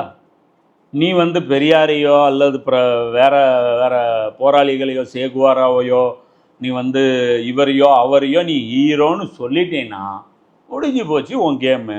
உனக்கும் இந்த சிங்கிள் லைனுக்கும் உனக்கு பிரச்சனை. எப்போவுமே உனக்கு ஹீரோனா ரசூல்லா தான் இருக்கணும், எப்போவுமே உனக்கு ஹீரோனா குலஃபாய் ராஷிதீன்களாக தான் இருக்கணும். என்ன எப்போ அதோடு இருக்கணும். நீ மன்னராட்சிக்கும் வக்காலத்து வாங்கிட்டு நீ குலஃபாய் ராஷிதீனுக்கு வக்காலத்து வாங்கினீன்னா நீ செகண்ட் ஆப்ஷன் செலக்ட் பண்ணினாலே முடிஞ்சது, நீ வந்து அவுட்டு. அந்த ஆயத்து ரசூலா ஓதனம் என்ன சொல்கிறாங்களா, மேலும் இதுதான் என் நேர்வழி, இதை தொடருங்கள், இதை விட்டு திசை மாறாதீர்கள், இதனால் நீங்கள் வழி தவறி விடுவீர்கள் அப்படிங்கிற 6வது அத்தியாயத்துடைய 153வது வசனத்தை வந்து அவங்க ஓதுறாங்க. அதை சொல்லிட்டு அந்த பிற கோடுகளுக்கு வந்து அவங்க சொல்கிறாங்க, இவை நேர்வழியிலிருந்து விலகிய வழிகள், ஒவ்வொரு வழியின் முடிவிலும் ஒரு ஷைத்தான் இருந்து அதற்கு அழைக்கிறான் என்று கூறினார். எந்த ரூட்டை நீ செலக்ட் பண்ணு, கம்யூனிசமாக இருக்கட்டும், லிபரலிசமாக இருக்கட்டும், கேபிட்டலிசமாக இருக்கட்டும், எந்த இஸ்ஸத்தை வேணால் நீ எடுத்துக்கோ, எல்லாமே ஷைத்தானுடைய ப்ராடக்ட். இன்றைக்கி ஒரே பிராண்டு 5 கூல்ட்ரிங்க்ஸ் கொடுக்குது. இதில் என்ன காமெடினா, ஒரு காலத்தில் ஒரு பேஸ்ட்டு ஏதோ ஒரு பேஸ்ட் கோல்கேட்டோ பெப்சிடோ இருக்கும், அதுக்கு கவுண்டராக அவனே இன்னொரு விளம்பரம் போடுவான். இது வந்து 2 மணி நேரம் தான் வேலை செய்யும், இது வந்து ஜெர்மி செக் ஃபார்முலா, இது 12 மணி நேரம் வேலை செய்யும். அப்புறம் எடுத்து பார்த்தா ரெண்டுமே யூனிலி வருது. அப்புறம் என்னம்மா, இந்த ஷாம்பு போட்டோன்னா முடிய ஆடாது, கிளினிக் ப்ளஸ் போட்டேன்னா இப்படி இப்படி ஆடுமா, அந்த ஷாம்பு யார், அதுவும் ஒன்று. இது போட்டால் அழுக்கு போகாது, மற்ற சோப்புகள் ரின் அப்படிமா. சரி, இதுக்கு மற்ற சோப்பு என்ன, அதுவும் சேம் கம்பெனி ப்ராடக்ட்டு. அதே மாதிரி தான் இன்றைக்கி ரசூல்லாவுடைய தீன் இன்றைக்கி எடுத்திங்கன்னா, இஸ்லாம் குரானுடைய தீன் எடுத்திங்கன்னா ஒன்று தான். நீங்கள் வேறு வேறு ஐடியாலஜி, நீங்கள் வேறு வேறு ஐடியல் ரோல் மாடல் ஐக்கான்களை நீங்கள் தேடினீங்கனாலே முடிஞ்சு போச்சுன்னு அர்த்தம். அப்போ இந்த ஹதீஸ் வந்து பார்த்திங்கன்னா முஸ்னத் அஹமதில் 3814, திருமிதியில் 2859. இப்போ இந்த ஊர்கா மாதிரி தொட்டுக்கிட்டு வேறு வேறு கொள்கைகள்லேருந்து கொஞ்சம் கொஞ்சம் கடன் வாங்குற இந்த வேலையெல்லாம் வச்சுக்காதீங்க, தவறி போயிடுவீங்க அப்படின்னு சொல்கிறாங்க. அதுதான் அல்லாஹ் அங்கே சொல்கிறான், க்ளீனாக இருக்கணும் ரூட்டு அப்படிங்கிறான். பிறகு அவர்கள் தாம் செய்த வாக்குறுதியை முறித்ததற்காக நாமும் அவர்களை நமது அருளில் இருந்து தூர எறிந்து விட்டோம். நியாமத்து எவ்வளோ பெரிய நியாமத்து! துனியாவுடைய இமாமா இருங்கப்பா, உங்களுக்கு ஏற்ற ஸ்ட்ரக்சரை நான் ஏற்படுத்தி கொடுக்குறேன், எனக்காக நீங்கள் வேலை செய்யுங்கப்பா, நான் உங்களுக்கு வழிகாட்டுறேன், நீங்கள் லீடர்ஷிப். இன்னைக்கு துனியாவுடைய இமாமத்தான் நம்ம இருக்கிறது எவ்வளோ பெரிய ஒரு நியாமத்து! அது அல்லாவுடைய ஒரு பிரதிநிதியாக இந்த பூமியில் செயல்படுறது எவ்வளோ பெரிய நியாமத்து! அதை நீங்கள் வாக்குறுதி நீங்கள் இது பண்ணிட்டீங்க. அதனால அல்லாஹ் என்ன பண்ணிட்டான், உங்களை முன்மாதிரியாக உலகம் ஏற்காத அளவுக்கு உங்கள் அருள்லேருந்து தூரம். இன்றைக்கி எதை வேணாலும் மக்கள் இன்றைக்கி சிந்திக்கிறது தயாராக இருக்காங்க. ஆனால் முஸ்லீம்களுடைய வாழ்க்கையோ முஸ்லீம்களுடைய வரலாற்றையோ அவங்க ஃபாலோ பண்ண தகுதியானதுன்னு அவங்க நம்புறதே கிடையாது. அந்த 30 வருஷத்தை கழிச்சிட்டு மீதி எடுத்திங்கன்னா எல்லாம் குப்பை தான். நடுவில் உமர் பின் அப்துல் அசீஸ், சலாவுதீன் அய்யூபி போன்ற எக்ஸம்ஷன் 1 2 கிடைக்கும். டோட்டல் எல்லாருமே எடுத்திங்கன்னா கச்சராவில் தான் வச்சுருக்காங்க. அல்லாஹ் சொல்கிறான், இது நம்முடைய அருளிலிருந்து தூரம் இருந்து. இன்றைக்கி முஸ்லீம் சமூகம் அல்லாஹ்வுடைய அருளில் இருந்து தூர எரியப்பட்டு விட்டது. கேட்டால் உடனே என்னம்பாங்க, அங்கே பாலஸ்தீனில் அது நடந்துச்சு, இது நடந்துச்சு, இவங்களுமா அவங்களுமா, அந்த குரூப்புமா இந்த குரூப்புமா. நீங்கள் போட்டு ரொம்பலாம் அழட்டிக்காதீங்க பாவா, நீங்கள் என்ன ஸ்டாண்டில் இருக்கீங்க அப்படிங்கிறத மட்டும் பார்த்துங்க. ஓவராலாக உம்மத்தை எடுக்கும்போது மொத்தமாக பாவிகள் தான். ஆனால் அது அவங்கவுங்க இதில் சொற்ப கூட்டத்தினர் என்னவாக இருக்காங்க, நல்லவங்களோ. அது குரான் பேசும், அது அல்லாஹ் சொல்கிறான், மேலும் அவர்களுடைய நெஞ்சங்களை இறுகச் செய்து விட்டோம். இது நடந்துருச்சுன்னா என்ன ஆயிரும்னா அதுக்கப்புறம் கல் நெஞ்சமாயிரும். அதனால தான் பார்த்தீங்கன்னா ஒரு மூமின் எப்பட்றா இந்த வேலையை செய்வான் அப்படின்னு நமக்கு தோணும். என்னடா தாட் அவனுக்கு, எப்படி இந்த வேலையை அவன் செஞ்சுருப்பான் அப்படிங்கும்போது அவனுக்கு பார்த்தீங்கன்னா அந்த தீனுடைய அந்த அந்த அல்லாவுடைய வாக்குறுதி நீங்கள் புறக்கணிச்சுட்டு வேற ஒரு ரூட் நீங்கள் கையில் எடுக்கும்போது பார்த்தீங்கன்னா உங்களுடைய அந்த இழிவடைந்த அந்த அந்த ஸ்கேல் இருக்கு இல்லையா, நீங்கள் தரம் தாழ்வதுன்னு இருக்கு இல்லையா, எவ்வளோ தரம் தாழ்ந்து போவீங்கன்னா மற்றவங்க இமேஜினே பண்ண முடியாது, அவ்வளோ தரம் தாழ்ந்து போவீங்க. அதுக்கு உதாரணம் எடுக்கும்போது பாகிஸ்தான் மாதிரியான நாடுகள், அவங்களாம் இன்னைக்கு உலகத்தில் ஊழலில் நம்பர் 1, மோசடியில் நம்பர் 1. என்ன ஒரு ஒப்பந்தம் போட்டு இப்போ இந்தியா ஃபாலோ பண்ணுற அந்த நேர்மை கூட பாகிஸ்தான்கிட்ட கிடையாது. அப்பாவிகளை கொள்றதா இருக்கட்டும், எதுவாக இருக்கட்டும், எல்லாம் இஸ்லாத்தின் பெயரால் மிகப்பெரிய ஃபசாது பண்ணக்கூடிய காட்சி நம்ம பார்க்க முடியும். அங்கங்கே ஏகப்பட்ட ஊர்கள் அவங்க பார்த்தீங்க. அதுதான் அல்லாஹ் சொல்கிறேன், எங்கள் நெஞ்சங்கள் நாங்கள் இறுக செய்து விட்டோம். அதுதான் அதனால் இந்த அருளில் இருந்தும் தூரம் எரிஞ்சதுனால வாக்குறுதி நீங்கள் மீறினீங்க. ஸோ என் வாக்குறுதியும் உங்களுக்கு கிடையாது. என்ன வாக்குறுதியா? 24:55 அல்லாஹ் சொல்கிறேன், உங்களில் எவர்கள் ஈமான் கொண்டு நற்செயல்கள் புரிந்தார்களோ அவர்களிடம் அல்லாஹ் வாக்குறுதி அளிக்கிறான். நான் ஒரு இது கொடுக்குறேன், உங்களுக்கு ப்ராமிஸ் கொடுக்குறேன். என்ன ப்ராமிஸு? அவர்களை பூமியில் பிரதிநிதிகளாக ஆக்குவோம். பூமியுடைய நிர்வாகத்தை உங்கள் கையில் நான் கொடுப்பேன். நான் வாக்குறுதி கொடுக்குறேன். அவர்களுக்கு முன் சென்று போன மக்களை பிரதிநிதி ஆக்கினது போல இதுக்கு முன்னாடி எப்படி அவங்க கையில் நிர்வாகம் இருந்துச்சோ அந்த மாதிரி நிர்வாகம் நான் கொடுப்பேன். அப்போ இன்றைக்கி இந்த வாக்குறுதி நிறைவேறல. காரணம் என்ன? அல்லாஹ் மேலே எந்த குற்றமும் கிடையாது, மொத்த குற்றமும் நம்ம மேலே தான். இதிலே பக்ரால 74 வசனத்துலேயும் பார்த்தீங்கன்னா இந்த உள்ளங்கள் இறுகி போனதை பற்றி விரிவாக சொல்லுவாங்க. பாறை மாதிரி ஆயிடுச்சு, சான்றுகள் பார்த்தாலும் இவங்களுக்கு தோணாது. நம்ம சொல்கிறோம்ல, கியாமத் நாளுடைய அடையாளங்கள், எந்த அடையாளம் பார்த்தாலும் பணம்தான். என்ன எந்த அடையாளம் பார்த்தாலும் பணம் தான். மஹதி அலைஹிஸ்ஸலாமுக்கு எதிராக முஸ்லீம்களே போய் ஃபைட் பண்ணுவாங்க, ஹவாரிஜ்கள் போய் ஃபைட் பண்ணுவாங்க அப்படின்ட்டு. இந்த வாக்குறுதிகள் மீறினதுக்கப்புறம் அடுத்து அந்த வசனத்தில் அல்லாஹ் சொல்கிறாங்க. ஏன்னா இந்த ஆயத்து எப்படி டோட்டல் அந்த இதை பேசுது பாருங்க. இப்பொழுது அவர்களுடைய நிலை என்னவெனில், வாக்குறுதி மீறியாச்சு, தூக்கி கடப்பில் போட்டாச்சு, எல்லாம் அதுக்கு நேர் உள்டாவான வேலையை செஞ்சாச்சு. என்ன பண்ணிட்டாங்க? வேத வாக்குகளை அவற்றின் இடங்களில் இருந்து புரட்டியும் திரித்தும் விதவிதமாக பொருள் கொள்கின்றனர். இதானே இன்னைக்கு நடந்துட்டு இருக்குது. அந்த 4 வார்த்தைக்கு மீனிங் மாறி போய் தானே ஒரு மௌலானா மௌதூதி புக்கு போடுறாரு, குரானின் 4 அடிப்படை சொற்கள். அரபி கிராமரை பாருங்கடா, குரான் மொத்தமும் பார்க்கலைன்னா 4 வார்த்தை கற்றுக்குங்கடா அப்படின்னு சொல்லிட்டு அவர் சொன்னார். ஏன்னா அதைத்தான் பரட்டி வச்சுருக்காங்க நம்மளுங்க. இந்த 100 வருஷத்தில் இருக்கிறவங்களுக்கு அந்த 4 வார்த்தைக்கு மீனிங் தெரியாது, டெஃபினேஷன் மாறி போச்சு. என்ன மதத்துக்கு மீனிங் வெள்ளைக்காரன் வேறு டெஃபினேஷன் கொடுத்துட்டான், தனிப்பட்ட ஒரு நம்பிக்கை அப்படின்னு கொடுத்துட்டான். இதுக்கு முன்னாடி இருந்த டிக்ஷனரி மீனிங் அது கிடையாது. நீ வந்து விக்கிபீடியாவில் எதுலேயும் டிக்ஷனரி மீனிங் தானேன்னா இதுதான் கிடைக்கும். என்ன இப்போ பீக்கில் நம்ம இருக்கிறது என்ன, இந்த சேட்டை தான். யாராவது மீறி இதுதான்ப்பா மீனிங்னு சொன்னான், கிடையவே கிடையாதுங்க, இதுதாங்க மீனிங். அப்போ இது கடைசி. அப்போ எங்கேருந்து இவங்க திருந்துவாங்க? திருந்த மாட்டாங்க. கடைசி ஜென்மம், அதான் அந்த கல் மாதிரி மனசு ஆயிடுச்சுன்னா மீனிங் இதுதான் சொல்லி ஆர்குமெண்ட் பண்ணுவோம். இது முகக்கமாக பேசக்கூடிய வசனத்திலே வந்துடும் அதோடைய மீனிங்கு. குரான் இவங்களே சில நேரம் வளரியும் கொட்டுவாங்க அந்த மீனிங்கை. என்ன அப்போ அதுதான் அல்லாமா இக்பால் சொல்கிறார். என்ன சொல்கிறாருன்னா, குத் பதல் தேன் நஹி குரானுக்கு பதல் தேன். இவனுங்க மாறுறதில்ல, குரானை மாற்றிடுறானுங்க. குரானை எப்படி மாற்ற முடியும்? மீனிங் மாற்றலாம், அதோடைய இதை மாற்றி விடலாம். இன்னும் அவர்களுக்கு அறிவுறுத்தப்பட்ட உயர்வான அறிவுரைகளில் பெரும்பாலானவற்றை மறந்தே போயினார்.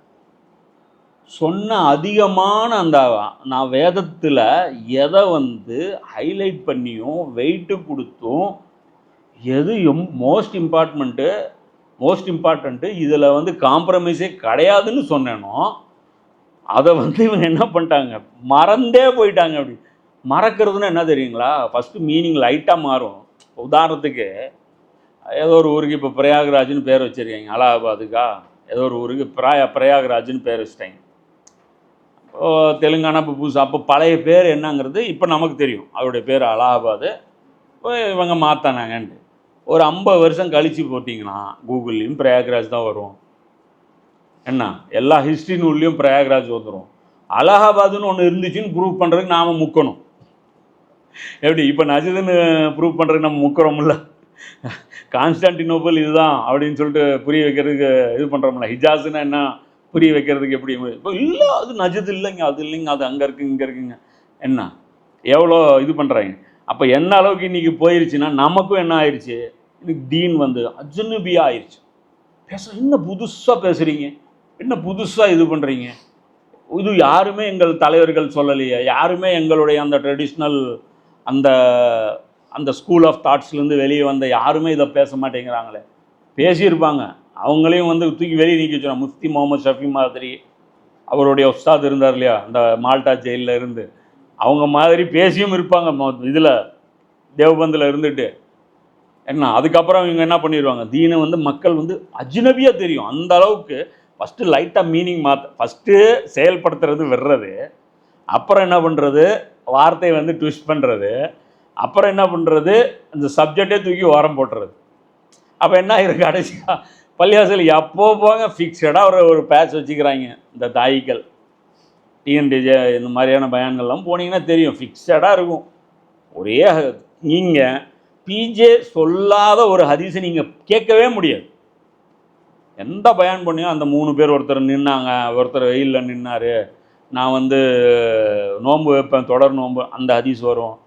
நான் அந்த பாறை நகர்ந்த அந்த ஹதீஸ் வரும். சில ஸ்டாண்டர்டு பேக்கேஜ்கள் இருக்கும், அதை மட்டுமே சுற்றி சுற்றி சுற்றி கம்ப்ளீட் பண்ணிட்டு போயிட்டே இருப்பாங்க. அப்போ அதில் இப்போ குரானை பார்க்கவே மாட்டாங்க. குரான்லேருந்து அவங்க ஒரு பயப்படுவாங்க குரானை யோசிக்கிறதுக்கே. அப்போ அது அல்லாஹ் சொல்கிறான். இப்போ அந்த ஸ்டேஜ் பாருங்களேன், தாம் செய்த வாக்குறுதியை முறித்ததற்காக அல்லாஹ் இது பண்ணிட்டான். மேலும் அவர்களுடைய நெஞ்சங்கள் இறுகியாயிடுச்சு. அதுக்கப்புறம் அவர்களுடைய நிலை என்ன ஆயிடுச்சுன்னா, வேத வாக்குகளை புரட்ட ஆரம்பித்தாங்க. இப்போ செயலும் மாறுது. இப்போ செயலை மாற்றுறதுக்கு போல சொல்ல மாற்று, வேலை ஈஸி, முடிஞ்சு போச்சா. செயல் மாற்றணும்னா ரொம்ப கஷ்டம், சொல்ல மாற்றணும் அப்படின்னா ஈஸி. அப்போது இன்னும் எந்த அளவுக்கு கடைசியாக மறந்தே போகிற அளவுக்கு மக்கள் மத்தியில் அந்த தாட்டு மறந்தே போகிற அளவுக்கு ஆக்கிடுறது. அல்லாஹ் சொல்கிறான், நாள்தோறும் அவர்களுடைய மோசடி செயல்களில் ஏதேனும் ஒன்று உங்களுக்கு தென்பட்டு கொண்டே இருக்கும். இது பர்டிகுலராக இந்த வசனத்தில் அல்லாஹ் யாரை சொல்கிறான் அப்படின்னா, அந்த மதீனாவை சுற்றி இருந்த யூதர்கள். அவங்க எப்போவுமே பார்த்தீங்கன்னா முடிஞ்ச வரைக்கும் இந்த காலவாரிட்டே இருப்பாங்க. நபின்னு சரி, குறைஞ்சபட்சம் அரபுகளுடைய நபின்னு ஒத்துக்கிறீல்ல, சரி அரபுகளுக்காக ஏதோ ஒன்று பண்ணிட்டு போகிறாரு, ஒத்துழைப்பு கொடுக்கலன்னா சரி உபத்திரமாவது பண்ணாமல் இருக்கலாம்ல. ஆனால் இவங்க என்ன பண்ணுறது, உபத்திரமும் சேர்த்தி பண்ணுவாங்க. அப்போது இவங்கள அல்லாஹ் என்ன சொல்கிறான், இவங்கள துரோகம் பண்ணுவாங்க. அதனால் நீங்கள் இவங்களை உங்களுடைய கூட்டாளியா, அதாவது உங்களுடைய பார்ட்னராக வச்சுக்க வைங்க. அதே அவங்கள என்ன பண்ணணும் அப்படின்னா அதுவும் எல்லாம் வழிகாட்டுறான். அவர்களில் மிக சிலரே இத்தகைய இழி செயலிலிருந்து விலகி இருக்கின்றார்கள். எனவே அவர்களை மன்னித்து விடுங்கள். அவர்களின் தவறான செயல்களை பொருட்படுத்தாதீர்கள்.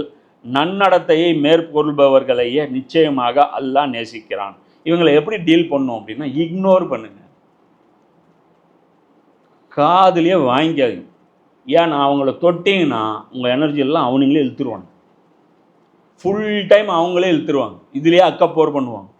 சரிப்பா, நான் ரசூல் இல்லையா, நான் அரபுகளுக்கு அனுப்பப்பட்ட ரசூலா, ரைட்ப்பா, நான் தோற்றுருவேனா, என்னுடைய பணி வந்து நடக்காதா, என்கிட்ட அல்லாஹ் வந்து தொடர்பு இல்லைங்கிறீங்களா, அப்படியே வந்துட்டு போட்டு போவாங்க.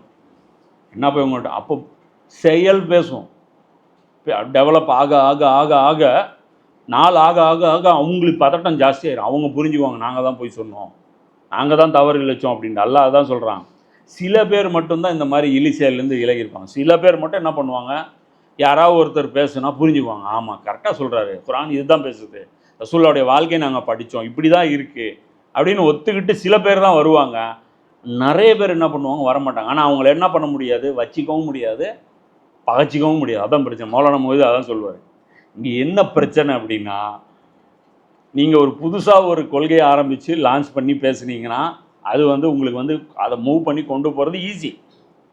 நீங்கள் வந்து பழைய கொள்கையை வந்து மறுபடியும் வந்து அதை வந்து ரீஃபர்பிஷ் பண்ணி நீங்கள் மக்கள் மத்தியில் ப்ரெசென்ட் பண்ணுறீங்க அப்படின்னா ஆல்ரெடி அதை தப்பாக ப்ரொஜெக்ட் பண்ணுற ஒரு குரூப் இருக்கும். அவங்க எல்லாம் உங்களோட சண்டைக்கு வருவான். அவன் உங்கள் கூட்டாளி, அவனுக்கு எதிரி கிடையாது, கூட்டாளி. இப்போ யார் ஈக்குவலாக முஸ்லீம் தானே, இல்லை முஸ்லீம் தானே. அப்போ அவங்ககிட்ட இருந்து அவனை வந்து நீங்கள் என்ன பண்ணணும் அப்படிங்கிறது உங்களுக்கு புரியாது. அதுதான் அவர் சொல்கிறார். இருக்கிறதுலே டிஃபிகல்ட் எது அப்படின்னா இவங்களை ஹேண்டில் பண்ணுறது.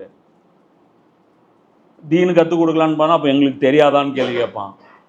சரின்ட்டு சொல்லிட்டு இவனை பயானே பண்ணாமல் போனான். ஏன் எங்களுக்கெல்லாம் சொல்ல மாட்டீங்களாம்ப்பா.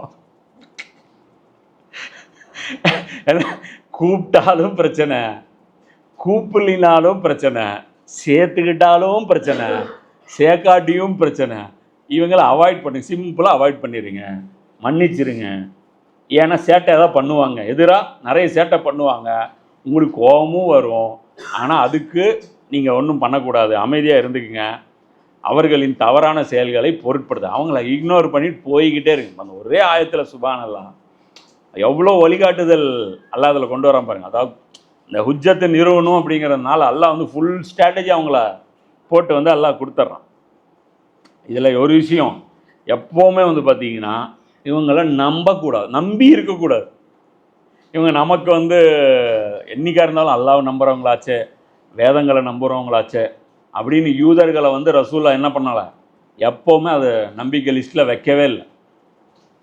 அதான் முனாஃபிக்களும் வந்து போருக்கு வரலைன்னா கூட ரசூலுல்லாஹ் என்ன பண்ணாங்க, ஓகே வராதீங்க, தபுக் போரில் கூட வரலைன்னு என்ன பண்ணாங்க, நீங்கள் வராமல் இருந்தது எனக்கு செஞ்ச பெரிய உபகாரம்.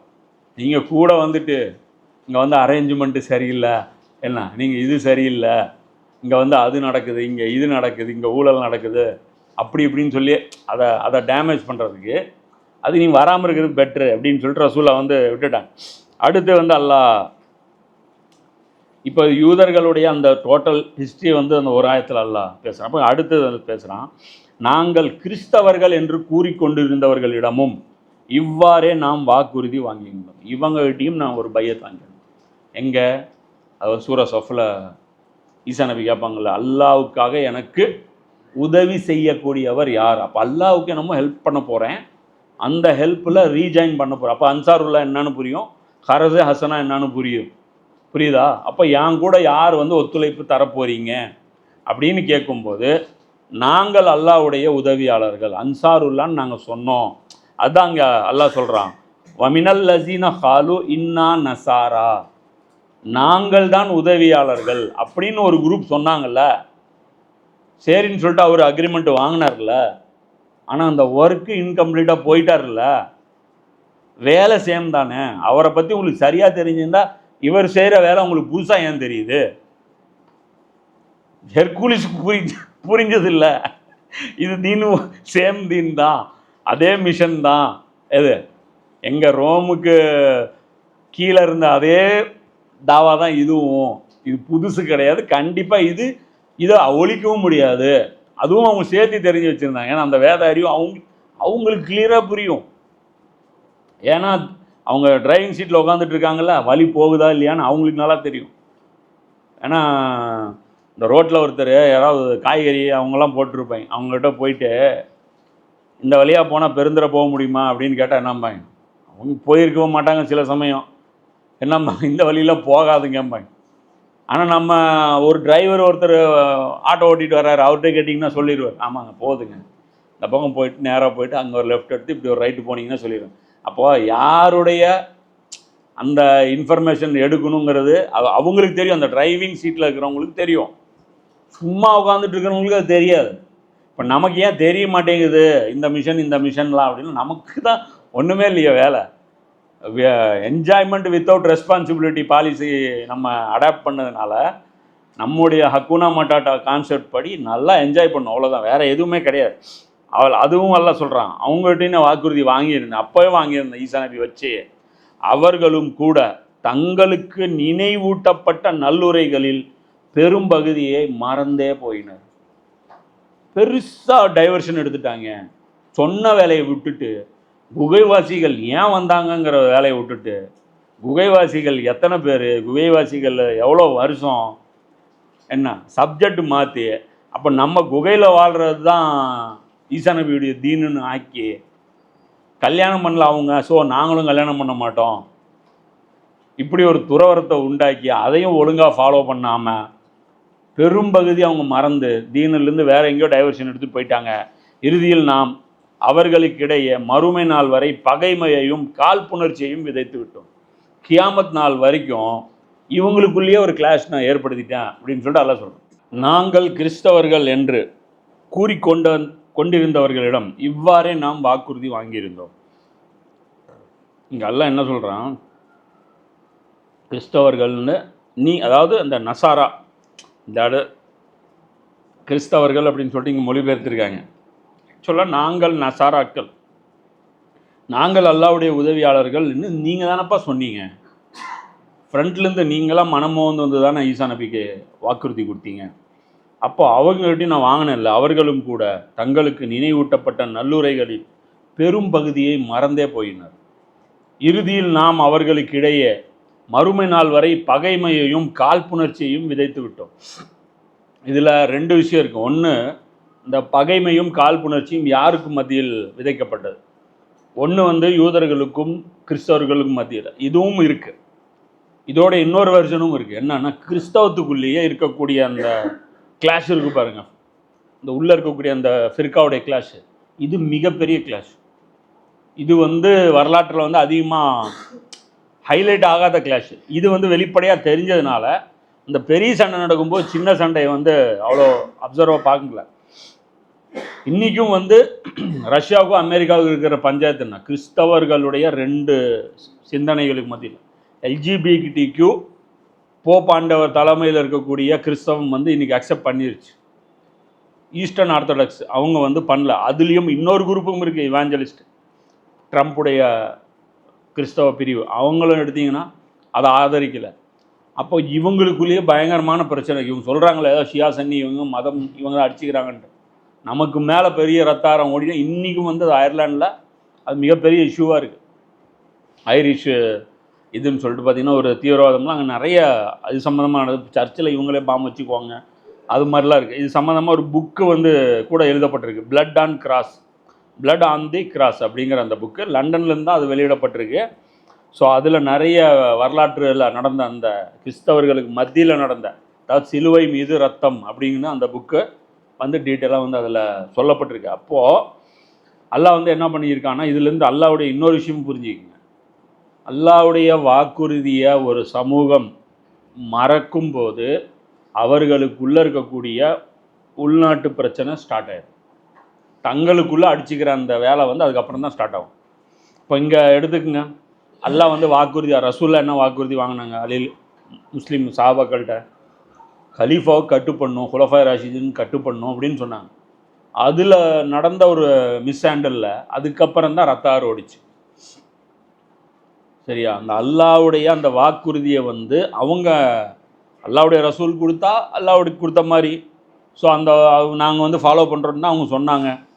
நீங்கள் சொன்ன மாதிரியே நடப்போன்னு தான் சொன்னாங்க. என் குடும்பத்தை பார்த்துக்குங்கன்னாங்க, அவங்கள பேணி வாழ்ந்துக்குங்க அப்படின்னாங்க. எதுவுமே அது பண்ணாத பட்சத்தில் அங்கேருந்து அந்த முஸ்லீம்கள் மத்தியில் அந்த கிளாஷ் தொடங்கி என்ன ஆயிடுச்சு, இன்றைக்கி நமக்குள்ளேயே மிகப்பெரிய லெவல். இன்றைக்கி பார்த்தீங்கன்னா பாகிஸ்தானும் ஆப்கானிஸ்தானும் மிகப்பெரிய லெவலில் பள்ளியை எடுத்துகிட்டு இருக்காங்க. ஒரு காலத்தில் இவங்க போய் 85,000 பேர் அங்கே செத்தாங்க. 9/11 போருக்கு 9/11 இதுக்கப்புறம் இன்சிடென்ட்டுக்கு அப்புறம் 87,000 பேர் போய் பாகிஸ்தான் இராணுவ வீரர்கள் ஆப்கான அந்த தாலிபான்களுக்கு எதிராக போரிட்டு 87,000 பேர். அவன் ஷஹீதுங்கிறான், அவன் முர்த்ததுங்கிறான். என்ன இவங்க எப்படி ஷஹீத் ஆவாங்க, அமெரிக்கா சார்பாக சண்டை போட்டு அப்படின்னு சொல்லி இவங்களுக்குள்ளே பிரச்சனை ஆகுது. இப்போ எப்போல்லாம் வந்து அல்லாவுடைய வாக்குறுதி மீறப்படுதோ, சுன்னத் பாருங்கள், அல்லா ஸ்டாண்டர்டாக வச்சுருக்கு. அல்லாவுடைய வாக்குறுதி மீறினா அருளிலிருந்து தூர எறியப்படுவீங்க, நெஞ்சம் கல்ல மாதிரி ஆயிரும். லாஸ்ட்டில் என்ன பண்ணுவீங்க, குரானுக்கு விளக்கம், அதாவது வேதத்துடைய விளக்கங்களை மாற்றுவீங்க. அப்புறம் என்ன நடக்கும், உங்களுக்குள்ளேயே கிளாஷ், உங்களுக்குள்ளே அடிச்சுக்கிறது பெருசாக இருக்கும். இது எல்லாமே வந்து நம்ம அப்படியே நமக்கே ஃபிட் ஆகிறத பார்க்க முடியும். மேலும் அவர்கள் உலகில் என்ன செய்து கொண்டிருந்தார்கள் என்பதனை அல்லாஹ் காண்பித்து தருகின்ற ஒரு நேரம் நிச்சயமாக வரத்தான் போகிறது.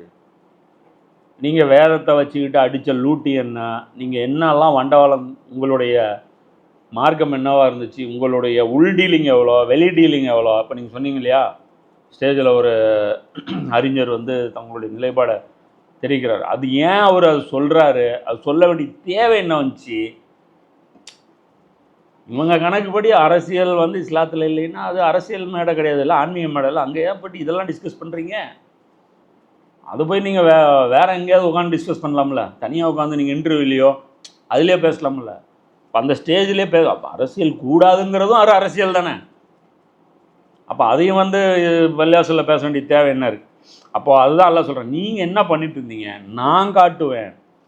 இது கண்ணாடி நீங்கள் பார்த்ததே இல்லை, அதனால் நீங்கள் நினச்சிட்டு இருக்கிறீங்க உங்கள் மூஞ்சியில் கறி இல்லைன்ட்டு. இங்கே வந்தீங்கன்னா உங்கள் கண்ணாடி நான் எடுத்து காட்டுவேன், அது உங்களை உள்ளது உள்ளபடி காட்டும். நீங்கள் என்ன வழிபட்டு அதாவது அந்த இதெல்லாம் ஏமாத்துறதுக்காக நீங்கள் பண்ணுறீங்கிறது அல்லாஹ் வந்து அன்றைக்கி காமிச்சிடும். வேதம் அருளப்பட்டவர்களே, நம்முடைய தூதர் உங்களிடம் வருகை தந்துள்ளார். இப்போ ஒரு தூதர் வந்திருக்கார். இறை வேதத்தில் நீங்கள் மூடி மறைத்து கொண்டிருந்த பல விஷயங்களை தெல்ல தெளிவாக அவர் விளக்குகின்றார். நீங்கள் எதையெல்லாம் மறைச்சிங்களோ, எதையெல்லாம் எந்த ஆர்டர்ஸ்லாம் தூக்கி போட்டீங்களோ அதை வந்து அவர் மறுபடியும் என்ன பண்ணுறாரு, ரிஃப்ரெஷ் பண்ணுறார். இன்னும் பல விஷயங்களை மன்னித்தும் விடுகிறார். சில சேட்டை உள்குத்து சேட்டையும் பண்ணியிருக்கீங்க, என்ன அதை வந்து மன்னிச்சு விட்டுற, போய் தொலைப்போ, அது இருந்துட்டு போகுது. ஏன் எவ்வளோ அசிங்கப்படுத்துறது, ஓரளவுக்கு பண்ணிட்டு போகலாம் அப்படின்னு சொல்லிட்டு எதெல்லாம் சமூகத்தை பாதிக்குமோ அந்த அளவுக்கு மட்டும்தான் அவர் எக்ஸ்போஸ் பண்ணுறாரு. அல்லாஹ்விடமிருந்து பேரொளி மிக்க சத்தியத்தை தெளிவாக எடுத்துரைக்கின்ற திருமறை உங்களிடம் வந்து விட்டது. அப்போது எல்லாம் என்ன சொல்கிறான், இனி வந்து சாக்கு போக்கு யாரும் சொல்ல முடியாது. வேதத்தை மாற்றிட்டாங்க, அதை பண்ணிட்டாங்க, என்ன எங்கள்கிட்ட மறைச்சிட்டாங்க, எங்கள்கிட்ட பிரிண்ட் இல்லை, நாங்கள் வெரிஃபை பண்ண சக்தி இல்லாதவர்களாக இருந்தோம், நாங்கள் ரசூல்லாவுடைய வாழ்க்கையை தெரிஞ்சுக்க எவ்வளவோ முயற்சி பண்ணோம், ஆனால் உலகம் பூரா தேடினாலும் ஒரு சீரா புக்கு கூட எங்களுக்கு எங்கள் லாங்குவேஜில் கிடைக்கவே இல்லை. எப்படி ரசூல்லா எப்படி வாழ்ந்தாங்கங்கிற தகவலே சீரியலாக கூட உமர் சீரீஸில் வந்துடுச்சு. ரசூல்லாவுடைய வாழ்க்கை என்னவாக இருந்துச்சு, அவங்களுடைய உழைப்பு எதுவாக இருந்துச்சு, எல்லாம் தெல்ல தெளிவாக அல்லாஹ் புரிய வச்சிட்டான். நீங்கள் உங்களுக்கு டவுட்டாக இருந்தால் வரலாற்று ஆசிரியர்கள், மாற்று மத வரலாற்று ஆசிரியர்கள், வெள்ளைக்காரர்கள், ரசூலா வெறுப்பவர்கள் எல்லாம் வரலாற்றில் எழுதி வச்சுருக்காங்க, அதையாவது ரெஃபர் பண்ணு. விக்கிபீடியாவில் போங்க, சாட்ஜிபிட்ட கேளுங்க, அது பேசுது. நான் கேட்குறேன், ரசூல்லா நபிமார்களுடைய போர்கள் அவர் பதவி வெறி படித்ததனால் செய்ததா அப்படின்னு சாட்ஜிபிட்ட கேட்டால் அது டீட்டெயிலாக சொல்லுது. இன்னும் அவர் பதவிக்காகவோ இதுக்காகவோ சண்டை போடவே இல்லை. அவர் வந்து சமூக நீதிக்காகவும் சமத்துவத்திற்காகவும் மக்களுடைய நலனுக்காகவும் அவர் வந்து அவருடைய போர்கள் இருந்தது. அவர் வந்து பண வாசை பிடிச்சாரா, இல்லை, எல்லாம் இல்லைங்குது. இஸ்லாத்துடைய கடவுள் கொள்கையை பற்றி உன்னுடைய ஒப்பீனியன் என்னன்னு கேட்டால் அது சொல்லுது. இஸ்லாத்துடைய கடவுள் கொள்கை அறிவுக்கு ஏற்பது அதுதான் சரியானது, எல்லாத்துக்கும் சொல்யூஷன் தரக்கூடியது. அதை வந்து கண்டிப்பாக வந்து அதை வந்து மறுக்க முடியாது. அதுதான் ஜஸ்டிஃபை பண்ணுது. ஒரு கடவுள்ங்கிறது தான் கரெக்டான டெஃபினேஷனு. அது எப்படி அப்படிங்கிறதும் பேசுது. ரசூலோடைய போர்களை பற்றி பேசுது, ரசூலோடைய சீரத்து பேசுது, போங்க ரெஃபரன்ஸ் நம்பரோடு சொல்லுது. நம்மகிட்டையாவது புகாரி முஸ்லீம் தான் தமிழில் இருக்குது, அதுக்கிட்ட எல்லா புக்குமே தமிழில் இருக்குது, தமிழ்லேயே பேசுது ChatGPT. எந்த ஹதீஸ் வேணாலும் நீங்கள் போய் அடித்து இப்படி ஒரு ஹதீஸ் இருக்கா அதை எடுத்து கொடுன்னு சொல்லும் பாருங்கள். இப்போ நீங்கள் இன்னைக்கு பயானுக்கு எடுத்த ஹதீஸ் கூட ChatGPT தான் கொடுத்துச்சு. சரியா? ChatGPT போங்க, நம்பர் நிறைய இருக்குது, அதுக்கிட்ட கேளுங்க, அது ஒஸ்தாதான் உங்களுக்கு வந்து பாடம் நடத்தும். அது போதும். ரசூலா எப்படி வாழ்ந்தாங்க, அவங்களுடைய லட்சியம் என்னவாக இருந்தது, அந்த 4 வசனம் நாம் சொல்கிறோம்ல, இந்த வசனத்துடைய விளக்கம் என்னன்னு ChatGPT கேளுங்க. ரசூல்லா வந்து ஹஜ்ஜத்துல் விதால என்ன பேசினார், அதோடைய விளக்கம் என்னன்னு ChatGPT கேளுங்க. இப்போ இந்த ஒரு 10 வசனத்தை போட்டு இது என்ன பேசுதுன்னு ChatGPT கேளுங்க. சரியா? தீனுன்னு என்னன்னு கேளுங்க, அதெல்லாம் என்னன்னு சொல்லுதுன்னு பார்ப்போம். அல்லாவின் திருப்பொருத்தத்தை அல்லாஹ் சொல்கிறான். அல்லாவின் திருப்பொருத்தத்தை விரும்புவோருக்கு அல்லாஹ் அதன் மூலம் அமைதிக்கான வழிகளை காண்பிக்கிறான். மேலும் அவன் தனது கட்டளையை கொண்டு இருள்களிலிருந்து அவர்களை வெளியாக்கி ஒளியின் பக்கம் கொண்டு வருகின்றான். இன்னும் அவர்களை நேர்வழியின் பக்கம் வழிகாட்டவும் செய்கின்றான். இங்கே அல்லாஹ் கிளியராக சொல்கிறான், இங்கே பார், அல்லாஹ்வுடைய பொருத்தம் இது உனக்கு இது உனது இலக்கா இருந்தா அதன் மூலம் இந்த ஒரே ஒரு தகுதி மூலம், எது? அல்லாஹ்வுடைய பொருத்தம். நீ தமிழ் படிக்க தெரியாது, உனக்கு இங்கிலீஷ் படிக்க தெரியாது, உனக்கு எந்த லாங்குவேஜ், நீ ஊமை, உனக்கு கண்ணும் இல்லை, அல்லாஹ் வந்து கண்டிப்பாக காமிச்சு கொடுத்துருவான். அதாவது அதுக்கு இருக்க வேண்டிய பேசிக் குவாலிஃபிகேஷன் என்ன?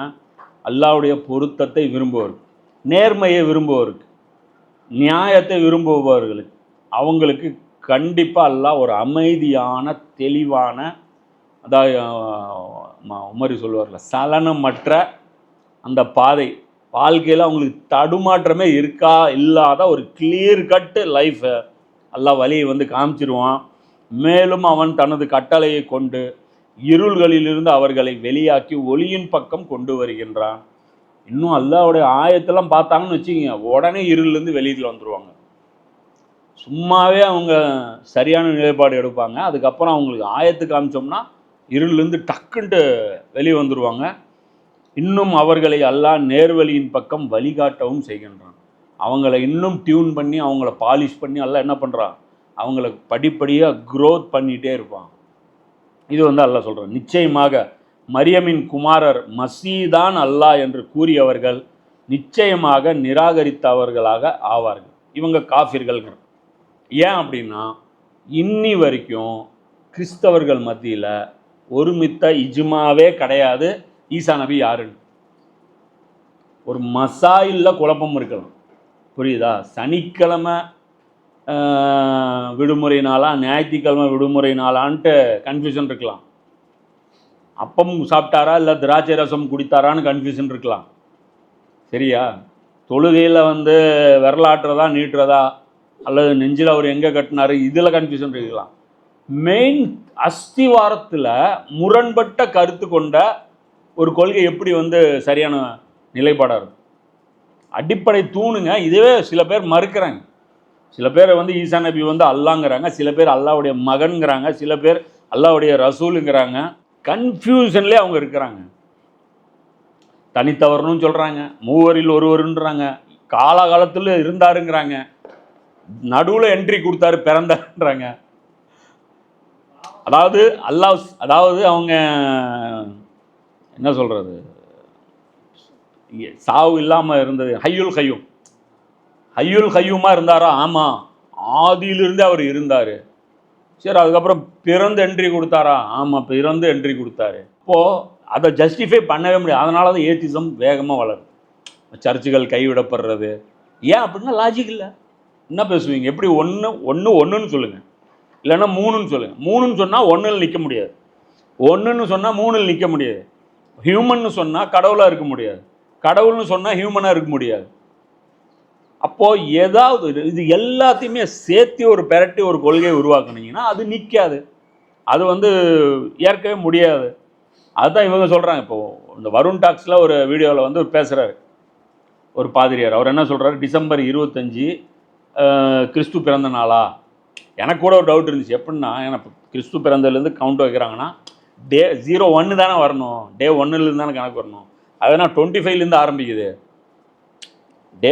கேலண்டர் அதை வச்சு தான் பேஸ் பண்ணி போட்டாங்கன்னா ஃபஸ்ட்டு கேலண்டரில் வர நம்பர் 25 வரும். கிறிஸ்து பிறந்து ஒரு நாள் 0 நாள் எது 24. அப்போ 25 வந்து கிமு, இது வந்து 24ஆம் தேதி கிமு, 25 கிபி. அப்போ கிபி 1 வந்து எப்படி 25 ஸ்டார்ட் ஆகும்? அப்போ இது என்ன கணக்கு இது அப்படின்னு பார்க்கும்போது அவர் சொல்கிறார், என்ன சொல்கிறாருன்னா, சூரிய கடவுளுடைய பிறந்த நாள் தான் இது. கிறிஸ்து என்னைக்கு பிறந்தாருன்னே எங்களுக்கு தெரியாது, ஏதோ ஒரு நாள் நாங்கள் கொண்டாடி ஆகணுங்கிறதுனால ரோம் மன்னர் என்ன பண்ணிட்டாரு, இந்த சூரிய கடவுளை எடுத்து கிறிஸ்துவோடைய பிறந்த நாள் அன்றைக்கி லீவு பண்டிகையாக இருந்த இந்த ரோமர்களுடைய வழக்கத்தை அப்படியே மாற்றினார். எவ்வளோ பெரிய ஸ்டேட்மெண்ட்! என்ன ஸ்டேட்மெண்ட்டு? இதுவும் பொய்யுங்கிறாரு. கிறிஸ்து அன்னைக்கு பிறந்தாருன்னு நாங்கள் பொய்யா தான் நம்புகிறோம் அப்படிங்கிற மாதிரி அவர் சொல்கிறார். அப்போது ஒரு கருத்து வேறுபாடு மசாயில் இருக்கலாம். இது மாதிரியான கடவுள் விஷயத்தில் கருத்து வேறுபாடு இருக்கக்கூடாது. அல்லாஹ் வந்து சமதா இல்லையா, அல்லாஹ் வந்து ஹய்யுல் கய்யூமா இல்லையா, இதில் வந்து கன்ஃபியூஷன் வந்து இருக்கவே கூடாது. ஆனால் பைபிளில் பார்த்தீங்கன்னா அப்படி ஒரு கடவுளும் இருக்கிறார்.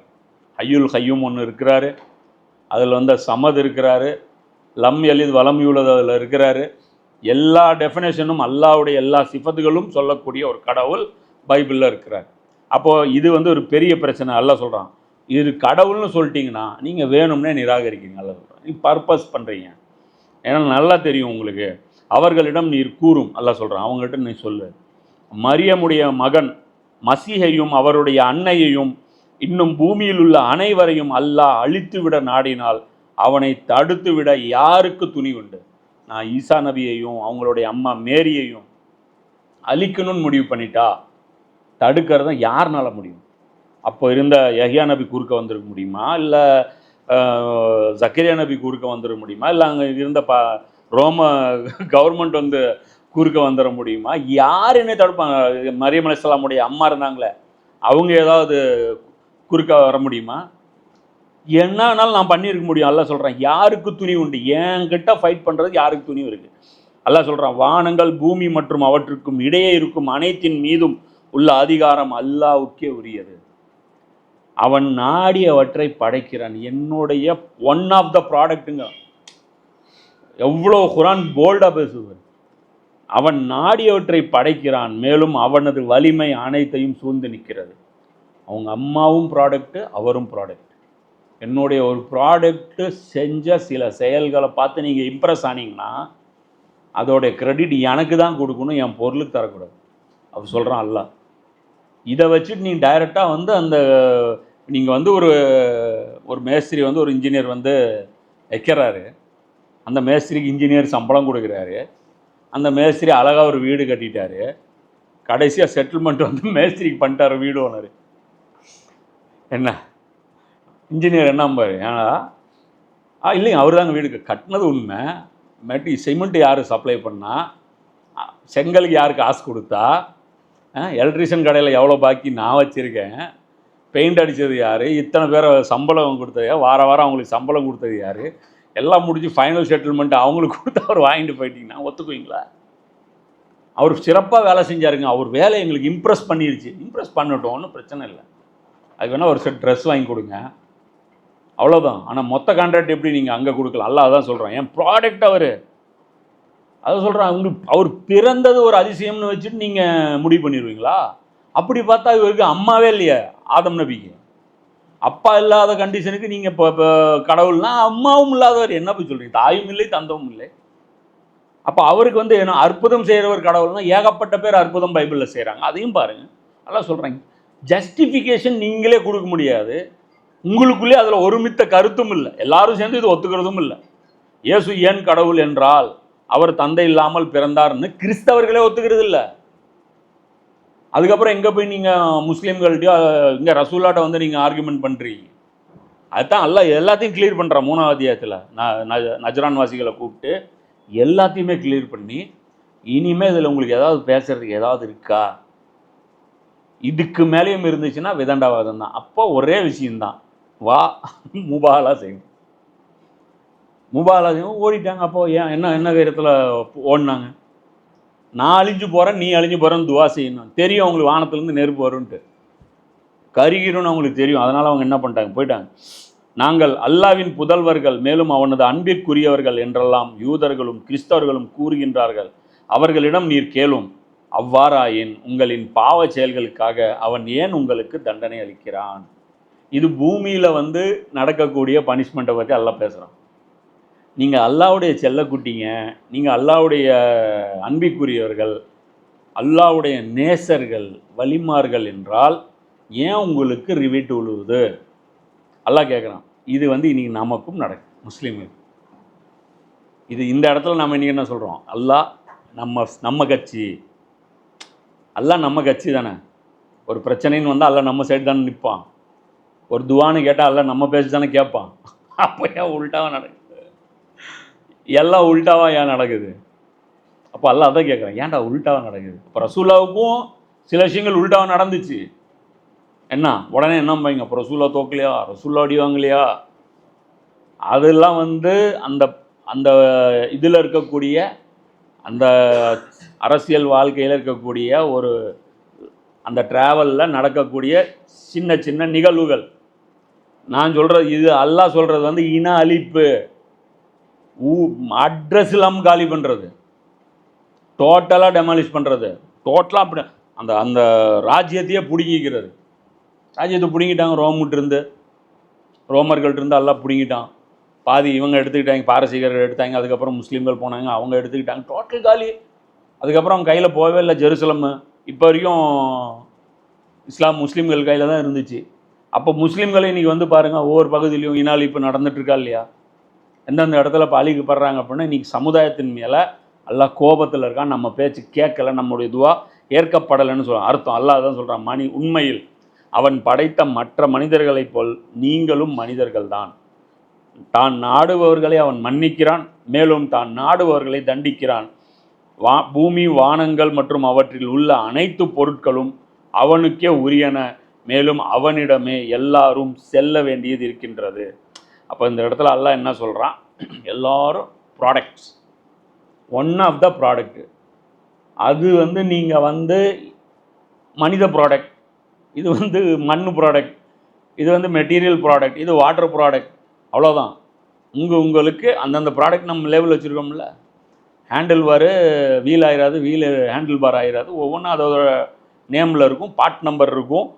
போனீங்கன்னா கேட்லாக் கொடுப்பாங்க, அதில் எந்த பாட்டுக்கு என்ன பேரோ அதுதான் அதுக்கு பேர். அதை மீறி உங்களுக்கு வந்து வேறு அது நான் இல்லைன்னா இது ஓடாது, அது ஓட தெரியும். நீங்கள் கிளைம் பண்ணிட்டு போங்க. எக்ஸ்லேட்டர் அந்த அந்த அந்த கேபிள் மட்டும் இல்லைன்னா வண்டி ஓடிடுமா? ஒருத்தன் சொல்லலாம், காற்று இல்லைன்னா வண்டி ஓடிடுமா, பெட்ரோல் இல்லைன்னா வண்டி ஓடிடுமா, நீங்கள் கிளைம் பண்ணிட்டு போங்க.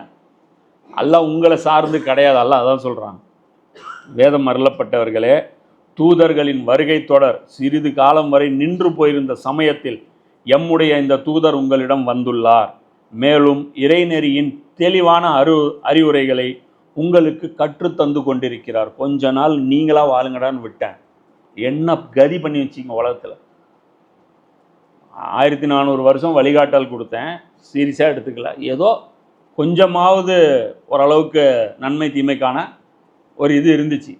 இந்த 600 வருஷத்தில் அவுத்து போட்டு ஆடின மாதிரி மனிதர்கள் பார்த்திங்கன்னா ஆடினதே கிடையாது. இதில் தான் அந்த அந்த பாம்பை, அந்த ஓரின சேர்க்கை, அந்த குரூப் செக்ஸு, அது இது எல்லா கன்றாவையும் இந்த காலகட்டத்தில் தான் நடந்திருக்கு. அதனால தான் இருண்ட காலகட்டம்னு அவங்க சொல்கிறாங்க. நாகரிகம் இல்லாமல் வாழ்ந்தாங்க, எந்த ஒரு கருத்து சுதந்திரம் இல்லை, அது இல்லை, இதில் எல்லா வேல்யூஸும், ஹியூமன் வேல்யூஸ் வந்து லோவுக்கு போச்சு. மறுபடியும் வந்து அல்லாஹ் வந்து ஒரு மிக மகத்தான ஒரு இறைத்தூதர் அனுப்புகிறாரு. அல்லாஹ் அனுப்புனதுக்கு அப்புறம் அவர் தெளிவான அறிவுரைகளை கற்றுத்தந்து கொண்டிருக்கிறார். எதற்காகவெனில் நற்செய்தி கூறக்கூடிய, அச்சமூட்டி எச்சரிக்கை செய்யக்கூடிய எவரும் எங்களிடம் வரவில்லையே என்று நீங்கள் கூறாமல் இருப்பதற்காக. இதோ பாருங்கள், இப்போது நற்செய்தி கூறுபவரும் அச்சமூட்டி எச்சரிக்கை செய்பவரும் உங்களிடம் வந்துவிட்டார். மேலும் அல்லாஹ் யாவற்றின் மீதும் பேராற்றல் உள்ளவனாக இருக்கின்றான். அப்போ இதில் அல்லாஹ் என்ன சொல்கிறான்? எதற்காக இந்த தூதரை நான் அனுப்பினேன்? அப்படியே அந்த 600 வருஷம் இருந்ததை அப்படியே எக்ஸ்டெண்ட் பண்ணி ஈசா நபி ரிட்டனும் கிடையாது, மறுபடியும் இந்த பூமிக்கு நான் உங்கள்கிட்ட பேசுகிற ஐடியாவும் கிடையாது, நீங்களா அடிச்சுட்டு சாவுங்க அப்படியே விட்டுருந்தானா, ரசூலா சொன்னாங்கல்ல, இந்த மலைக்கு பின்னாடி ஒரு கூட்டம் உங்களை அட்டாக் பண்ண வருதுன்னு சொன்னால் நீங்கள் நம்புவீங்களான்ட்டு. புரியுதா? அந்த கூட்டம் எதுன்னா இவங்க தான். இந்த ரோமு பாரசீகம் இருந்தது இல்லை, இன்னும் கொஞ்ச நாள் அவங்க வந்து இந்த உலகத்தையே சூறையாடி நாசம் பண்ணியிருப்பாங்க. அது நடந்துடக்கூடாது அப்படின்னா என் பேச்சுக்கு நீங்கள் பதில் சொல்லுங்கள். அது நம்ம மறுமையோட ஃபிட் பண்ணுறோம். அது வந்து டபுள், ரெண்டும் இன்க்ளூஷன். இது இல்லைன்னா மனித குலமே அழிஞ்சு போயிருக்கும். இன்னொரு 100 வருஷம் விட்டுருந்தா ரத்தாறு ஓடி இருக்கும், உலகம் பூரா ஓடி இருக்கும். ஒருத்தனை அடிச்சுட்டு காட்டு பிராண்டித்தனமாக செத்து போயிருப்பான். மனுஷனுக்கு மனிதாபிமானம் என்னன்னே தெரியாது. இன்னைக்கு வந்து சொல்கிறாங்களே நல்லது கெட்டது எதுன்னு நாங்கள் எப்படி முடிவு பண்ணுறது? மனிதர்களாக வாழ்வோம். சரி, எது மனிதத்தன்மை எது மிருகத்தன்மை அதையாவது சொல்லுங்க. அப்போ போட்டிங்கன்னா அது நல்லது கெட்டது, அதுதான் லிஸ்ட்டு. ஒரு அந்த பேட் கேர்ளுக்கு வந்து அவர் போட்டிருக்காரு. அந்த பேட் கேர்ளுடைய அந்த டைரக்டர் வந்து என்ன சொல்லுது, எது சரி எது தப்புன்னுலாம் நான் பேசலை. நம்ம ஹீரோயினும் அது பேசாது. அது வந்து வாழ்க்கையில் வந்து பல விஷயங்களை போகும். ஆனால் மனிதர்கள் புனிதர்களாக பெண்கள் வந்து புனிதர்களாக இருக்கணும்ன்ட்டு நான் வந்து புனிதர்களாக இருக்கணும்ன்ட்டு சொசைட்டி சொல்லுது.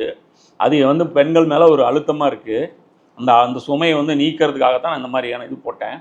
அதுவும் சரியாக தப்பானலாம் எனக்கு தெரியாது. எப்படி அதுவும் சரியாக தப்பானலாம் தெரியாது. பெண்களை வந்து புனிதர்களாக பார்க்காதீங்க, மனிதர்களாக பாருங்கன்னு. அப்போ நான் அதான் கேட்கணும், மனிதர்களுக்கு நீ என்ன டெஃபினேஷன் வச்சுருக்கீங்க? அது இந்த வித்தவுட் மேக்கப்னு விஸ்வா ஒருத்தர் பேசுவார், நடிகர். அவர் நியாயமாக பேசுவார் சில விஷயம். அவர் வந்து போட்டிருக்காரு, என்ன போட்டிருக்காருன்னா, நீ வந்து நல்லது குட் ஆர் பேடு டிசைட் பண்ணுறதுக்கு உனக்கு ரைட் இல்லைங்கிற. சரி, எனக்கும் அது ரைட் இல்லை, ஆனால் மனிதத்தன்மையோடு நடந்துங்கிற. அதான் இது நீ சொல்கிறது மனிதத்தன்மை கிடையாது, மிருகத்தன்மை. விரும்புறது செய்யும் மிருகத்தன்மை. அப்போ இதாவது டெஃபினேஷன் பண்ணுங்க. அல்ல அதான் சொல்கிறான்.